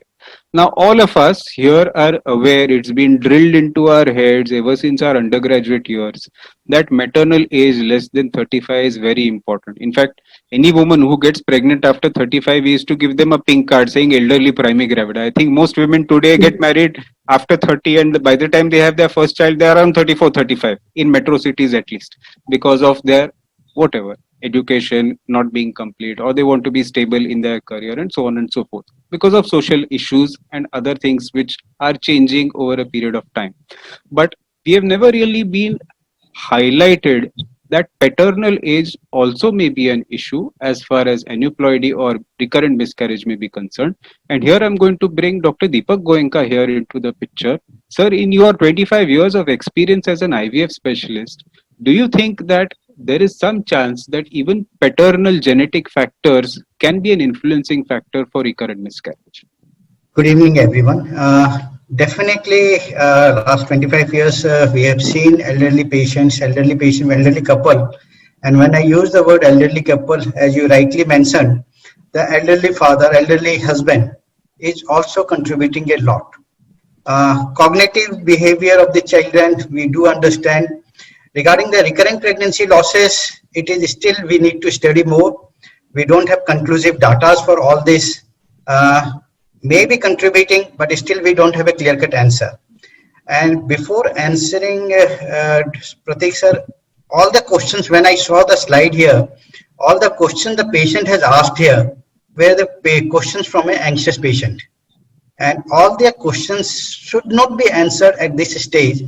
And ideally speaking, in my clinical practice, if the patient asks me all these questions, I will answer on only one thing. Let us investigate, and then only I will reply you all the answers. See, these are the questions from any anxious patients.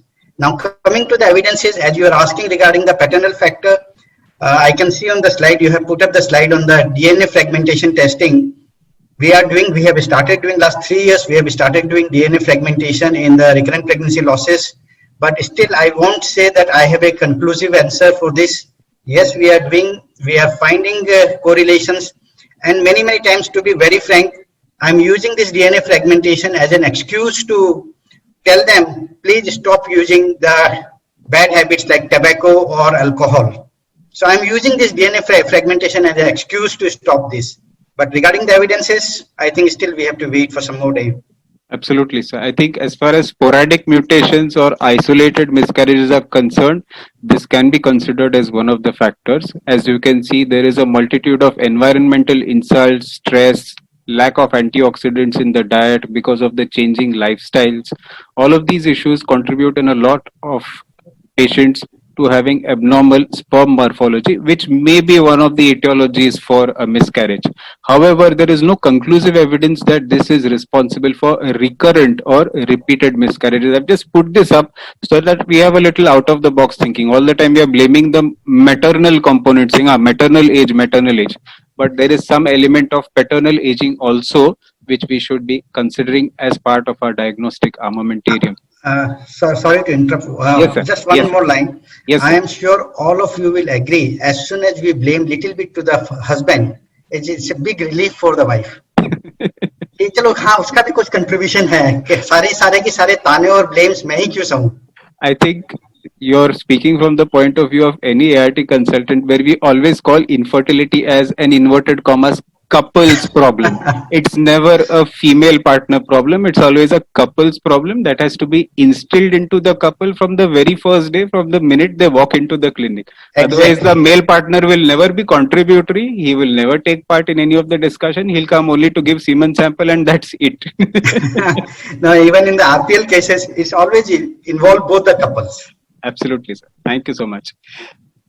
So now let's go to Dr. Asha Jain. In your so many years of experience, ma'am, what do you feel would be the prognosis for a patient? What is the likelihood that she will have a normal and healthy baby after having, say, an X number of miscarriages? How do you counsel this patient? How do you ease and allay her fears? Every pregnancy, early pregnancy losses, you would always have a 30% chance of loss. That is with every pregnancy. So, you say things to the patients that may not actually be very, very statistically correct at that time to allay her fears. But even after 9 losses, I have seen patients taking away nice babies.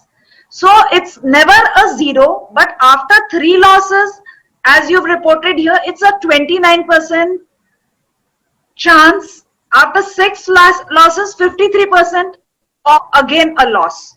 So if there is a previous history of live birth, doesn't mean there will be no abortion, because that 30% risk is always there in every pregnancy, which I personally feel is more related to aneuploidy, and the genetic matter that is formed is not so healthy. That is what is reported, that before even pregnancy is diagnosed, so many pregnancies are lost. Absolutely. So that is nature. Thank you so much, ma'am. So I think if you look at these old statistics, this is actually a paper from Human Reproduction in 1997, which says that even after 6 losses, the chance that you can have a take-home baby is about 53%, which is an excellent number. With 9 losses, ectopic Absolutely. And this and that, and they now have 2 healthy children. So the key here is that you need to reassure your patient. You need to be there as a rock of support. You need to give her the emotional support, and you need to ensure that she's investigated in an appropriate fashion, as Dr. Deepak Goenka said. And if you look at a more recent paper, this is published in 2019, they followed up nearly 300 women over 6 years. They found that 82% of these women conceived successfully, and 73% of them had a live birth, which shows excellent prognosis. If your patient is from a metro city and she's the kind who likes to read Google, she will ask you, doctor, what are the chances? What is the recent evidence? And you and I do get such patients in metro cities. So if you have a recent study like this, then you are on safe ground while you're counseling your patient. We'll come to Dr. Obinagar next, and she's asking you, doctor, is it because I have some infection inside me? Is there something wrong with my uterus? Is it because I have some vaginal infection or uterine infection which I am unaware of? Do you think I should undergo some tests for this infection? Sir, very good evening. Yes, this is one question which I love to answer, because once one has had 2 consecutive abortions, there is always every third person will tell her there is some infection inside her. And in Indian scenario, it is not a wrong thing to say, because many times we put in a hysteroscope, as you were saying, that Dr. Obi is very much into endoscopic surgeries. So endometritis is a consistent finding with repeated pregnancy loss. And it is a very simple thing. You can easily treat it. So once you see endometritis, or even clinically, sometimes you can get low, constant chronic PID type picture with constant low pain, lower abdomen. So yes, we can tell her that she can have some kind of infection, and that requires a very minimal antibiotics which can treat her. Thank you, ma'am. And I think the key factor here, as you pointed out, is that infections, which are reproductive tract infections, internal genitalia infections, are more responsible for infertility ectopic pregnancies and sporadic miscarriages rather than recurrent losses. Usually, somebody who has endometritis would land up with infertility, like tuberculosis, for example. Somebody who has salpingitis would land up with an ectopic pregnancy, but the chance of an infection causing repeated miscarriage is very minuscule, and you can usually rule that out. Yeah. Having said that, Dr. Manjula, what is your view on this so-called torch test, which everybody seems to be doing left, right, and center, at least in the interiors, even today? Do you think these torch tests should be done? Are they relevant? And how do you stop other practitioners from doing these tests and bringing them more into modern thinking? According to Asia guidelines, it is clearly stated that torch infections has to be stopped. Testing for torch infections has to be stopped. We should stop doing all the tests regarding the torch infections. And it has, I think it has reached almost every Foxy in all over India through various webinars. And I'm coming from a rural background. Even here, we don't do torch infection panel. Excellent. So I think anytime you get a patient with a toxo report, you just have to tell them, don't bring this report in front of me next time because this is no longer relevant. And we should not be talking about torch anymore unless it's an acute infection which has happened during pregnancy with a proven IgM positive.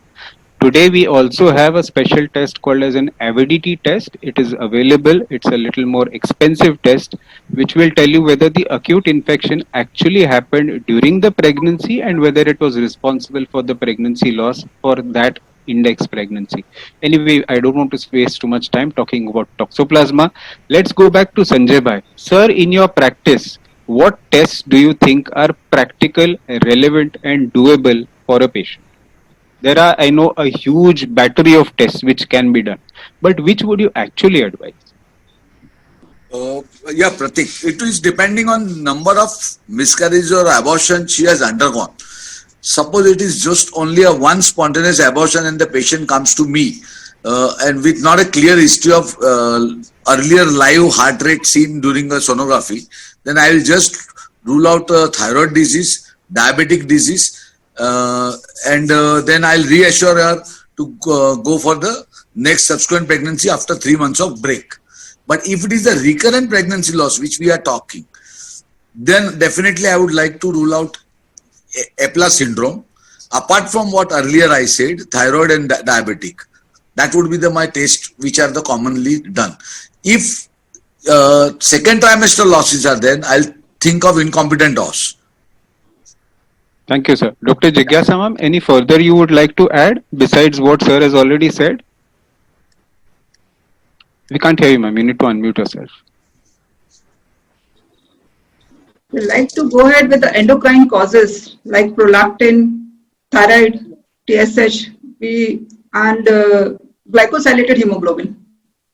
In case there are early pregnancy losses and we have done a microarray, in those cases we should go, in case we find a unbalanced translocation, we should go ahead with the parental karyotyping. Yeah, we'll come to the aneuploidies in just aneuploidy, then it can be sporadic. We'll come to those in just a couple of minutes, ma'am. So this is a set of investigations that the ASRM recommends. A good TBS examination. Yes, of course. 3D ultrasound is the most important thing for the anatomical. Yes, of course, ma'am. So what they say here is that very few tests are actually recommended, and there are a lot of tests where the evidence is controversial. So there is no universal recommendation beyond these whatever 4-5 tests which you can see here. And usually the first thing that we jump on in our clinical practice is APLA syndrome. Let's do APLA panel first. But there are some basic simple tests like your GTT or HbA1c, a karyotype, and prolactin TSH, which all of us take for granted. Or if it is already done, then ensure that at least it is done from a good NABL accredited laboratory and the results are actually reproducible and the results can actually be relied upon. So since we've mentioned about genetic abnormalities, now the patient is asking you, do you think there is something abnormal in me, my husband? Could it be transmitted to my child? Do you think it's because of genetic abnormalities? Since you've started the discussion, ma'am, I would let you continue. Dr. Jigyasa.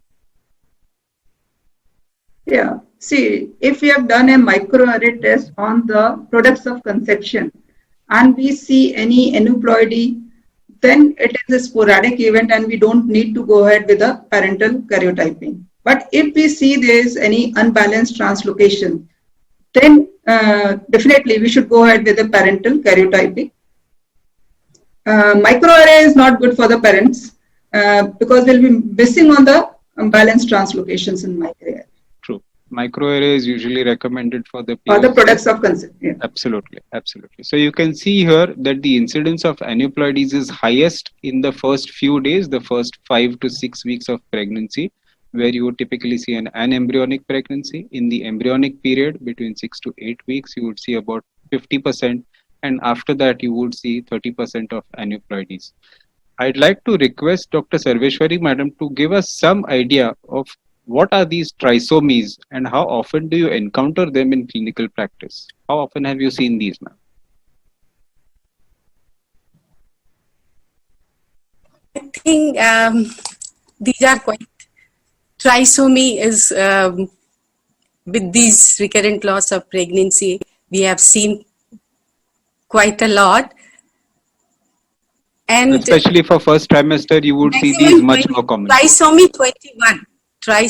Hello? Yes, ma'am. Please go ahead. Most common is trisomy 21, which I have come across, and 22 with a lady with abnormal heart rate in the beginning. I could come across, she aborted, and after that we got her this product of conception test done, and trisomy 22 came in that. And I think in our circle or in our city, these tests are not very much available, but in higher cities, and the tests are available and should be done. At least she can plan for the next pregnancy, whether there can be any trisomy next time or, and after that, when we get this test done, the parents' cryotype should be done. Parents' cryotyping should be done. If it is normal. I think that is the reality of India, that we often take the availability of tests for granted. Yes. Often we talk about how to collect the sample of products of conception, ensure that there is no contamination, ensure that it is transported in time to the lab.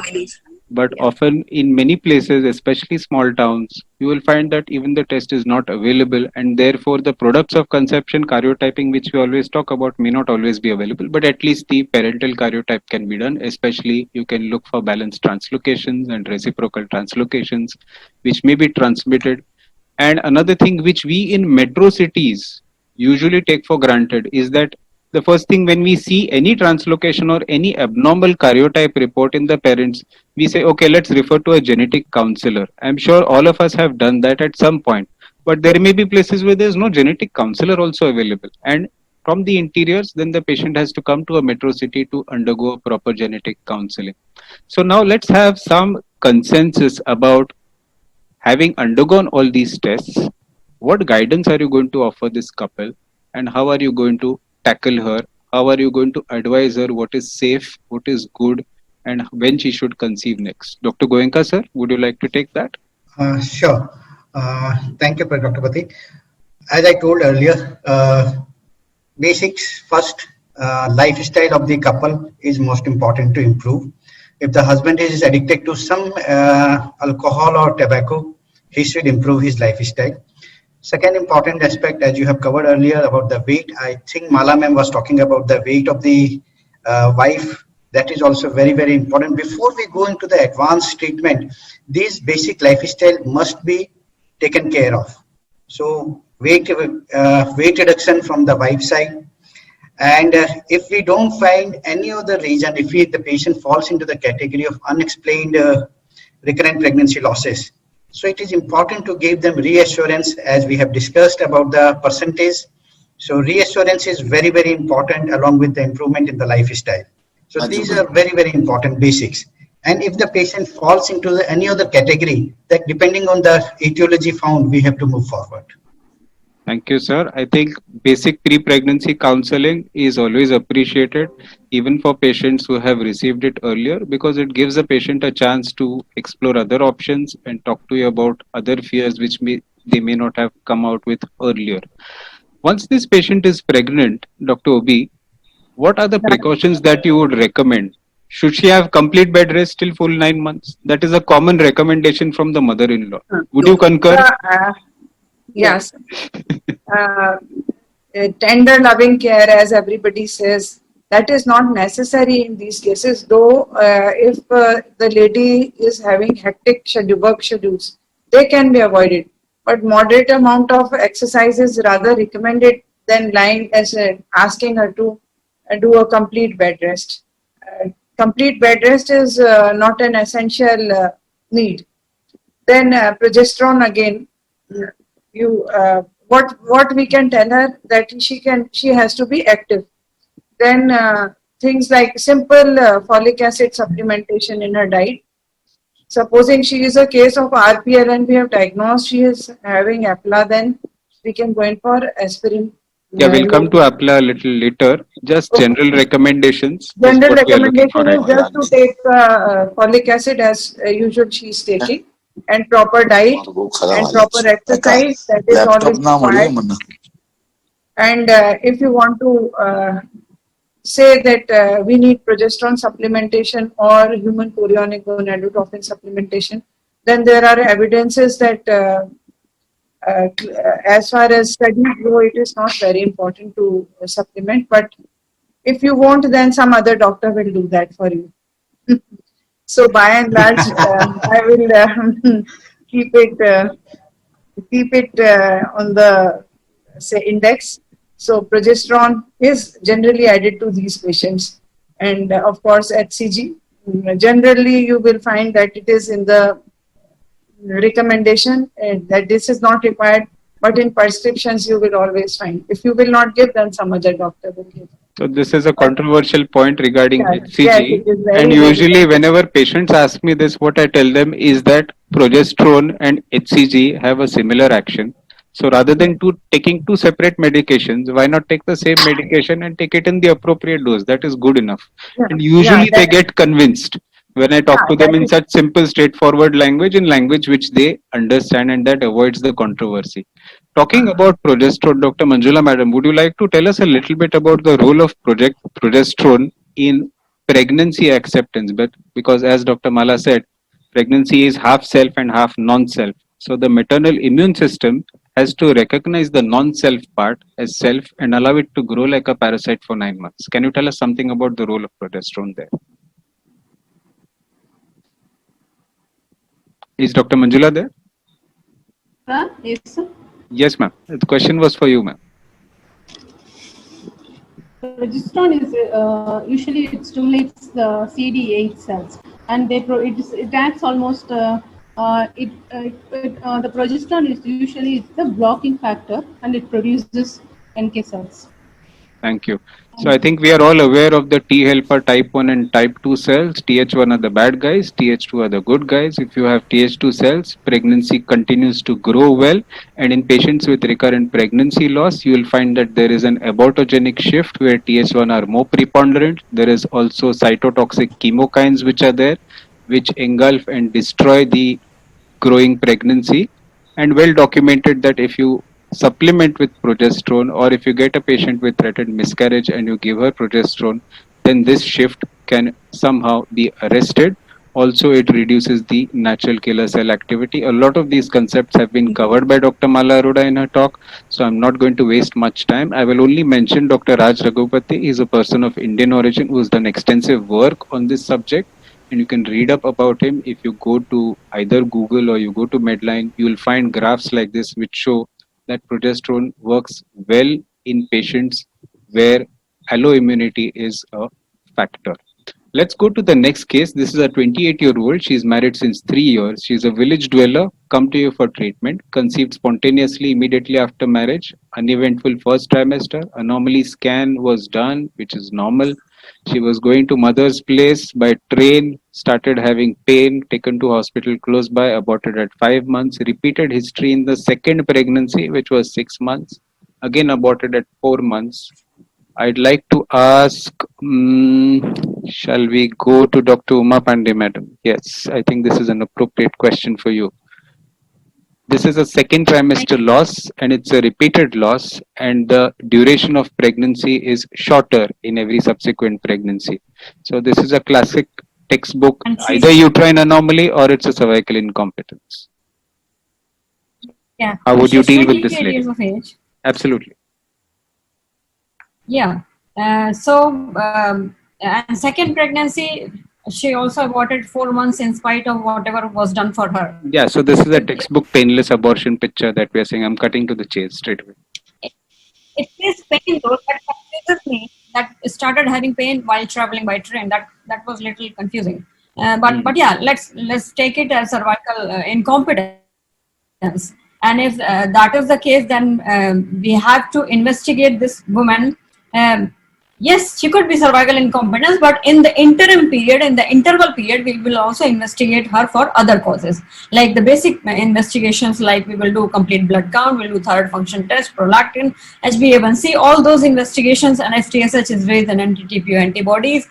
And then once she becomes pregnant, then we go ahead with the further investigations. And you have to perform, see for the cervical length and the internal loss diameter, and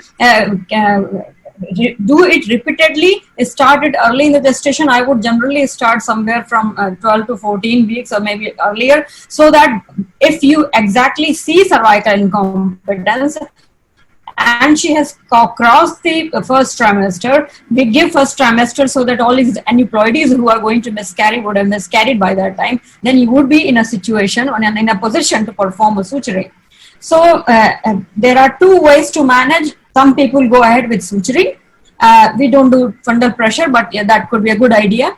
And other way is to manage with progesterone. In fact, there are in the modern world, the most robust progesterone indications is one of this. Another is previous preterm labor. But they are the most robust. So yes, I would go. This is very rightly written here. History indicated. This lady has history indicated. Then when she becomes pregnant, we will follow her up. And once that ultrasound shows something, we'll act on that. If it doesn't show, still we will be vigilant on her. We could be starting progesterone on this lady. And that is a good indication. I barely use progesterone, to be honest with you. But this would be one indication in which I will. So I hope that I have answered it correctly. Absolutely. So I think the RCOG in the most recent update, the guideline which I showed on preterm labor and birth, has now given credence to the fact that vaginal progesterone and cervical cerclage both can be recommended. You offer the choice to the patient, and where there is a history of previous preterm birth or second trimester loss between 16 and 34 weeks, or there is an ultrasound evidence of opening of the cervix, cervical length being shorter than 25 millimeters, then you offer these two choices, and either of the two the patient can choose. I think in practice, in India, being very practical, there is almost nobody who would ask the patient to choose. We would probably offer both, and we would continue both till 34 weeks. Yeah, absolutely right. So the theory says, yes, of course, ma'am. Yeah, it was just Mr. Kumar Swami from Birmingham. Yes. Madam, one of the speakers presented. He has promised trial, he has prism trial, and this both trials RCOG has come out with this recommendation. Prism trial has come recently. True. Thank you, ma'am. Thank you so much. And we have seen what the RCOG says. We could have talked a lot about this, but we are running out of time. So we're going to the next case. This is a 33-year-old. She's married since 5 years. She's a known case of PCOS, anovulatory infertility. Her weight is 100 kilos. Try as she might, she's unable to lose weight despite diet and exercise. And I think a lot of us who have reached this age are now also finding that out personally. But jokes apart, she's conceived after IUI treatment 2 years ago. First trimester loss, 6 weeks. It was an embryonic pregnancy. The second pregnancy was again after IUI. It was a first trimester loss at 8 weeks. This is a recurrent miscarriage with a background of PCOS, anovulatory infertility. Somebody who does infertility. Dr. Sanjay Shah, would you like to start the discussion, sir? Yes. बोलिए sir. Definitely. Yeah. So as you said, this is again conceived with IUI. So we would continue progesterone vaginal. That is the first thing. We would give low dose aspirin. Second thing, and depending on our blood glucose studies, there would be role of myoinositol or metformin if serum fasting insulin or something which is raised. Of course, there is no role of steroids, what your slide says. It's still controversial, sir. Yeah, that's what I'm saying. There is no role. So, but I would like to continue progesterone, aspirin, and if, as I said, glycomat and the things up to 12 weeks. All right, sir. Yeah. Dr. Deepak Goenka, sir, what are your thoughts on this patient? Yes, Dr. Pratik, I was just wondering, are we missing something very important in this particular case? Yes, sir. PCOS is quite obvious. She is obese and she is PCOS. That is quite obvious. She had two losses. Both the losses were before 8 weeks. So I personally, being a genetist also, I always prefer doing karyotyping in these cases. True. Though in this case, karyotyping was not discussed, but I personally will always do karyotyping. And I would also like to address one more issue here. In the previous case also, in this case also, most of the time in India, as you have mentioned earlier, the genetic evaluation of the fetus is often missed because of some reason or other reason. Either it is not available or we are not very keen to do it. But we must remember this is a one-time opportunity and we don't get this opportunity again and again. And there is always a controversy. I understand that about the genetic evaluation of the fetus or product of conception. But I personally prefer, yes, it is one test which gives us if it is normal, then we know that we have to look for the other causes.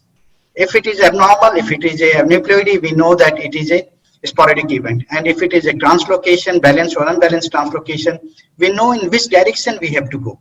So genetic evaluation of the product of conception is very, very important. Otherwise, this is a pretty straightforward case of PCOS. Only thing which I would like to highlight here is a role of bariatric surgery, which I personally feel is very, very underutilized. I am a big supporter of it, but again, not what is your everybody cutoff agrees. for offering bariatric surgery, sir? Pardon? What is your cutoff for offering bariatric surgery? Extreme obesity. I use the Indian data. We use the BMI. Yes, sir. So How much BMI would you offer? 40. BMI more than 40. So I offer. I tell them that's to go for exactly the the bariatric same surgery. as what the HFEA says. I just point out here Yeah. one thing. Yeah. Okay, if there is no weight loss after having good diet plan, Yes, ma'am. she can opt for bariatric surgery. Yes, ma'am. But there are strict She can guidelines. go We'll for just come to that in 2 It's minutes. Can I add 2 something minutes. to it? Usually patients are not willing to go for the surgery. Usually. We'll But come to it's that I in can just 2 expand upon minutes. that. Can we- Just give me 2 minutes. We're coming to that. It's a good Let's start with the most controversial point in the beginning. Yes, Dr. Uma, what would you want to say? Please go ahead. I just wanted to say that today I had my OPD and I had a very fat lady, and I said, asked her that if she has tried everything, then she can now go for bariatric surgery. She declined outright. You shouldn't laugh. You're supposed to be non-judgmental. May I, sir? Yes, madam. Boliye. So there is something as balloon therapy. Yes. They put a balloon for 3 months and it is least invasive, minimal invasive. Yeah, we'll And come to within that in 3 just months- 2 minutes. Yeah. I want to start first by asking Dr. Asha Jain because she is now back with us. I think there were some internet issues. She's back with us. Can you tell us a little bit about this low dose aspirin? And in our medical colleges days, we were taught low dose is 75 milligrams, but now it seems low dose is 150 milligrams. So what is low dose, what is ultra low dose, what is normal dose, and what is high dose? I get confused all the time. Can you please enlighten us? You're Today confusing. the guideline is 150 milligram. All right. So you use 150 for everybody? I Is it use available? 150. I use 150 and it is available unless your patient is in the range of less than 40 kg. All right. So you would advocate that for all patients with recurrent miscarriage as one of the first prescriptions, I think. No, sir. No, Not to every patient, because we have to do her testing, antiphospholipid syndrome if it is present. If we find something, you just don't blindly give aspirin. The guideline says that you start it even before pregnancy. But personally, if I have to start, I would start after I can see the heartbeat. all right, but by that time probably it's useless. Wouldn't you agree? Most of us ART consultants start aspirin when the patient before the ovulation is started. Dr. Pratik, we can't hear you. There is some internet issue, I think. Can you hear me now? Sir, it's very low. Your voice Very is faint, very low. very faint.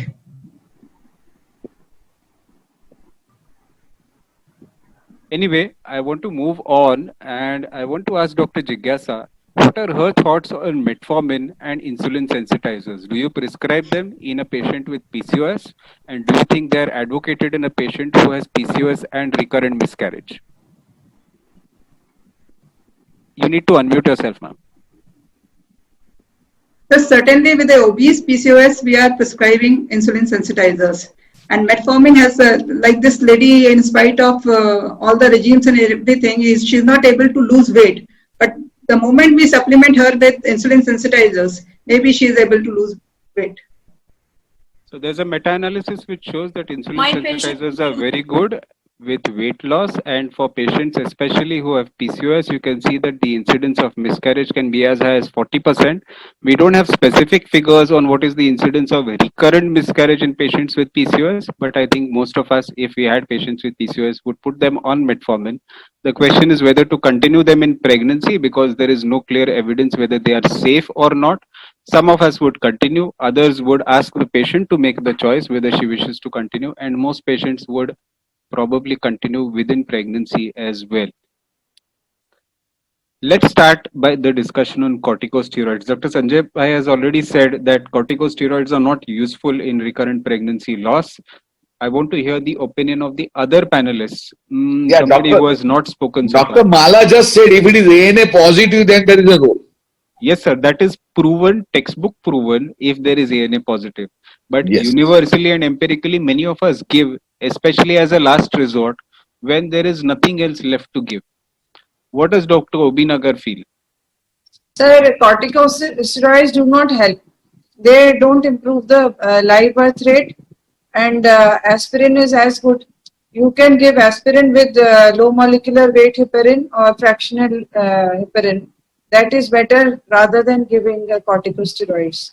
True. So there is no clear-cut evidence regarding usage of corticosteroids for improving live birth rates in patients with recurrent miscarriage. And usually what we would do is we would offer this to the patient, and if she makes the choice, then we would go ahead. But it's not an evidence-based recommendation. Having said that, administration of prednisolone and low molecular weight heparins in patients with recurrent implantation failures, repeated IVF failures, repeated IUI failures is well known. It improves your implantation rate by as much as a factor of 3. That's an odds ratio of 3. And you can see here that this is another case where you can see that the ongoing pregnancy rates improved by a factor of 7 when corticosteroids were given. But these are small limited studies. You will see that the numbers of patients are 100, 160, very few patients. These are not large population based studies, and I don't know if such a study we tried to conduct, whether it would actually gain ethics committee approval. It's difficult to comment. So let's talk about bariatric surgery, the controversial topic. Dr. Manjula madam, do you do bariatric surgery in the part of India where you practice? Is it offered to patients? Is it available? Do patients opt for it? It is available in the cities, not in my rural setup. But with a good diet counselor, I usually refer to a dietitian, and proper lifestyle modification and proper counseling and frequent visits to the gynecologist as well, so that we motivate them for a weight loss. Not only that, we give them proper counseling, like most of the cases there is spontaneous resolution. So here, in spite of all her efforts, this lady's weight is not less than 100 kilos. She's tried everything possible. Diet, exercise, keto. She's taken every fat diet and every exercise possible, but still she can't move. Completely refer to a bariatric surgeon whom you know very well, sir. we don't know. So it's the last resort, and what the HFEA and the Indian guideline also says that there is a cutoff. You need to counsel your patients well, and as far as treatment success is concerned, it depends on what type of bariatric surgery you prescribe as well. There is a huge step care approach. It's being done. Yes, ma'am. It's being done in Himalayan Institute of Medical Sciences in Dehradun. Okay. And they say that their results are very good. Dr. Hemant Nautiyal is a surgeon, so he's doing here. But which So surgery they are say they the doing? results are very good. He always. Are they doing a band or are they doing a gastric sleeve? Usually gastric sleeve is the commonest surgery. Yeah, because both bands are prescribed more commonly for women who want to get I pregnant. know band is easier, but they are doing both type of the surgery. Yeah, so for usually for patients This much who are I going know. to I get don't know pregnant, much about it. patients who are going to get pregnant, the band is something which is reversible. You can release it so that the patient doesn't have malabsorption and other issues, risk of IUGR and miscarriage within pregnancy, and therefore this And is I another think old it is Indian easy to guideline. perform. It is easy to perform also. True. So if you have reached a BMI of 50 according to an old Indian guideline, or if you have follow the Western guidelines, then the HFA usually recommends a cutoff of 40 or 45. We have reached, I think, the end of the panel. Shall we do one last case with the permission of the organizers? Dr. Nagarkatti, are you there? Can we do one last case? Yes, Pratik. Okay, we'll do just one last case and then we will stop. This is a 25-year-old lady. She is married since 3 years. She conceived spontaneously immediately after marriage. First trimester loss at 8 weeks. Second pregnancy was 1 year back. That again she aborted at 10 weeks. Advised a battery of investigations. And this is the 3D ultrasound picture. Again, here I'm cutting to the chase. I'm giving you the diagnosis. And I want to start the ball rolling by asking Dr. Obi, as an endoscopic surgeon, what do you feel is wrong with this lady? And what would be your advice? They have come to you for a second opinion. So there is 3D is a perfect picture. It seems to be a septum. Okay, so this looks like a septate uterus, some complete or partial? It is see up to the cervix. It is there. So it's almost a complete septum. Yes. Yeah, it is a complete septum, and this septum can be resected because she's already had 2 abortions. But as far as the text goes, it is an inconclusive result they come to as far as septum. But a complete septum needs to be resected. Okay, so how would you go about treating this patient? What are the preoperative diagnosis and counseling that you would do, and how would you perform the actual surgery? If you have a 3D, it is the best modality. You need not have any other modality with you. If you do not have a 3D, then you can go with sonosalpingography. That also leads to good results, and a hysteroscope is the best diagnosis ever. So you can do it in 2 sittings or a single sitting, one for the diagnostic purpose. And after you have diagnosed, you show the pictures to the couple and counsel them. And then you do the actual cutting with the operative hysteroscope. You can either resect it with the simple scissors, not using any energy. It will depend how thick the septum is, or you can use a monopolar or a bipolar, whatever you have at your hand. And after the resection part is over, you have to take her, because there may be some Asherman issue. So you can put her on estrogens for 3 months or so that it heals. Or maybe even after one month of estrogen, if you do a second look hysteroscopy, you find that it has well healed. And then you can plan the pregnancy after resection, maybe after 2 or 3 periods. This is a beautiful video you are having of septal resection. Thank you, ma'am. Dr. Jigyasa, anything further that you would like to add? We need to counsel the patient that she might need a second surgery, because it is better to underdo rather than overdo. And we can go ahead with the laparoscope while we are doing, so that we are sure that we are not overdoing it. So always keep the ostia in view. Make sure your anatomical landmarks are always identified. If you feel you can't complete the procedure in one setting, that's fine. You can abandon it and do it again after some time. Repeat the procedure after 4 to 6 weeks.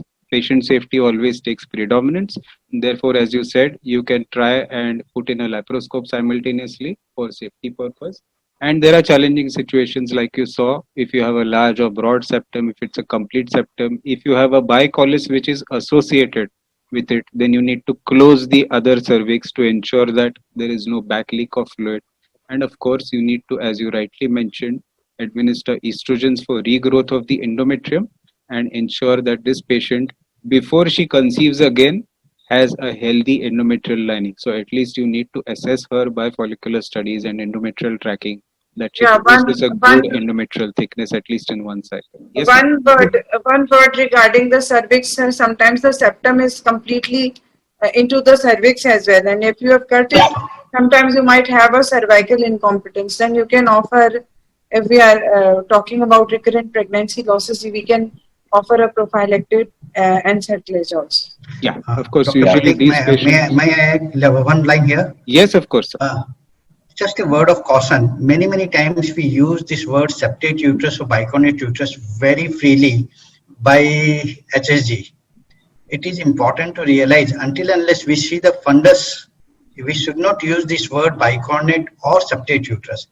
And in 90% of the HSG report, I see invariably septate uterus. When we see two uterine cavity, it is septate uterus, not necessary. This angle 60 degree, 90 degree doesn't give you 100% confirmation. 3D ultrasound or MRI is the confirmatory. These are very good in mode of investigation. Always look at the fundus before you test your endoscope. It is very important. Unless if you don't have facility, you can go for a laparoscopy, but laparoscopy is not required in all these cases. If you have a good 3D picture, as sir has shown, very beautiful picture, or if MRI is there, you can go for MRI. But 3D Sir, beautiful. Sir, one thing here, a simple PV examination per veg, a bimanual examination will tell you whether the uterus is 1 or 2 uteri are there.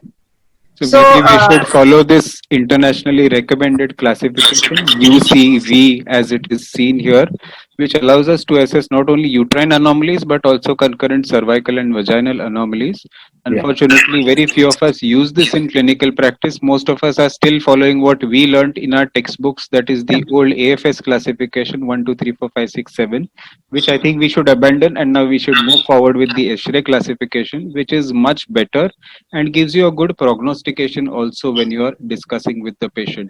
I think we've come to the end of our panel. Unfortunately, we've not had time to talk about a lot of things, including recurrent implantation failure. Pratik, may I ask one question here? What is the final take on a bicornate uterus? The Strassmans and all that is out completely? Strassmans for reasons of improving reproductive outcome is not recommended. No, not recommended. Is not recommended. Unless you have a rudimentary horn which either needs to be excised or joined to the main uterus. That's the only indication for those surgeries today. And even incompetent horse is to be kept in mind. What's all Mullerian anomalies. True. Yes. So there are many things that we couldn't talk about. We ran out of time. I'd like to thank all my excellent panelists and remind them that there is some good in this world which is worth fighting for. Appropriate direction, targeted investigations, tender loving care, and being always available for your patients goes a long way towards improving outcomes in these patients of recurrent pregnancy loss. In case the panelists want to give one final take-home message to our audience, I would request them to please speak, and then we will hand over to our organizer for today, Dr. Rajendra Nagarkatti. We'll start with Dr. Manjula. Any take-home messages that you would like to give in one sentence? Short and brief, please. Never do torch infection panel and give them proper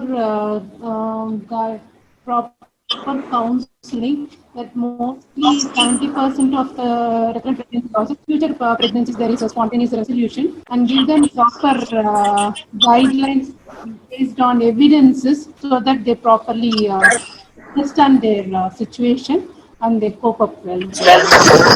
Thank you. Dr. Sarveshwari.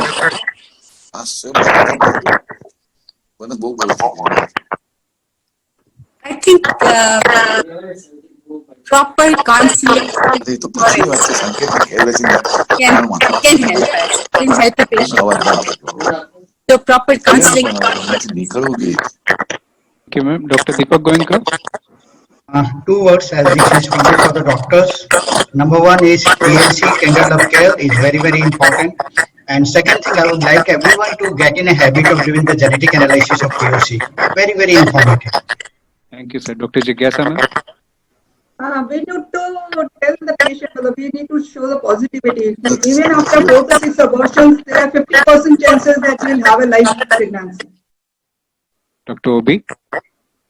No progesterone after in second and third trimester. Limited use of progesterone in these cases. To avoid cholestasis of pregnancy. Yeah. Thank you, ma'am. Dr. People Asha come Jain. with lots of itching, lots of cholestasis. There's a lot of disturbance. Yes, ma'am. I There's would an say echo. don't lose heart, don't panic, and be very updated and prescribe only necessary investigation. But as Dr. Goenka said, what is necessary is prescribe. Get the histopathology and the genetic analysis done. Don't hesitate to do karyotyping as well. Thank you, ma'am. Dr. Uma Pandey. I have this information to share. I have two patients for bariatric surgery in my life with gastric banding. Two did very well, but third one vomited and vomited and vomited and vomited, and eventually that gastric banding has to be removed laparoscopically while she was pregnant. So banding may not work always well during pregnancy. Just wanted to share because I have seen them. Thank you. Thank you, ma'am. Dr. Sanjay Shah, final comments. Yeah, I would say good clinical history in recurrent pregnancy loss is most important thing.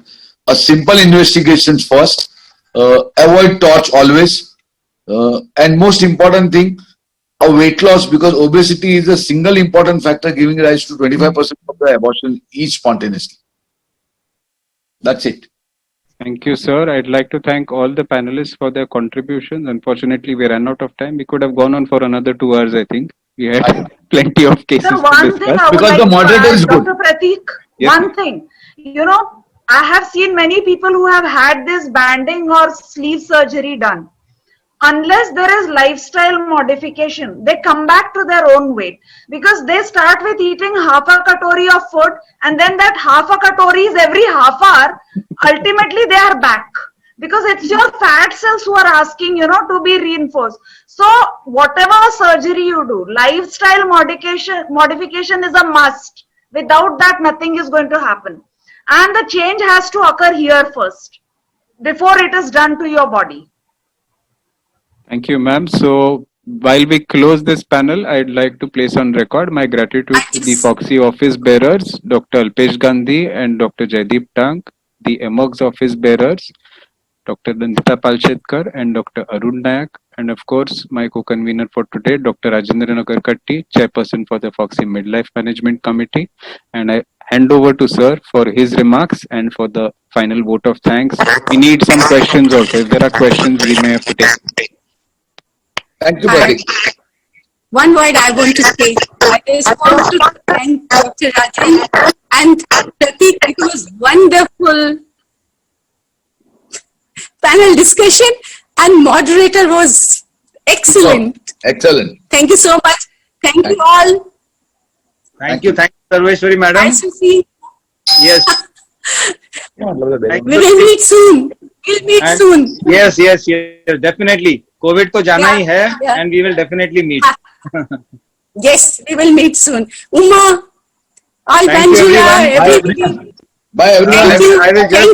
I will just do the pleasant formality of giving the vote of thanks. Yes. I would like Vice President in charge and from the EMOG's office bearers, President Dr. Nandita Palshetkar and Dr. Arun Nayak, Honorary Secretary, and of course my dear friend Dr. Pratik Tambe, who has conducted this panel so wonderfully. To our Honorable Chairperson, I think Dr. Suchitra Madam is still there with us. So nice of you to be still there right from the beginning till now. And thank you very much, Dr. Suchitra Ma'am and Dr. Kavita Bapat Madam, and our speakers, Dr. Mala Arora and Dr. Asha Bakshi, and all the panelists, all of you, Dr. Sanjay Shah, my dear friend. Thank you, sir. And Dr. Sarveshri Madam, Dr. Uma Pandey. I don't have the list here with me. Dr. Obi Nagar, Dr. Goenka, everyone. Dr. Jigyasa. So you all have all been wonderful. Answered all the questions, and there are no more questions. In fact, just I'm getting congratulatory messages that it's been a wonderful wonderful talks and wonderful questions and wonderful moderation. So thank you, Pratik, for moderating it so well. We had an audience of around 700 at one time. The count had gone to 696. That's right very now, good. Yeah, now right now around 620 are still there with us. It's been wonderful. With so many webinars, we still had this attendance, and that is, I think, because thanks to all of you, such esteemed and honorable people with us. So the audience has to come in. So thank you very much. And finally, thank you to Bharat Serum for giving us this platform. Thank you for giving us this platform, and hope we can have more webinars with the Bharat Serum Institute and Pharma. Thank you, sir. Of course, finally, thank you. Did a great job. Thank you, madam. Thank you so much, ma'am. Mr. Seshan, Srimon, Anuja, and everyone and the team of Dr. Suchitra, nice to see you. Yeah, nice to see you. Nice to hear. Madam, nice to see Seshan, you. are we offline? Seshan, are we offline? Suchitra ma'am. Hi. Suchitra ma'am, on the second day, so you had come to Varanasi couple of times. Yes, of course I know you. Of course I know you. Good to Nice see you. listening to all of you. Uma madam, I'm seeing you for the first time. I've seen you on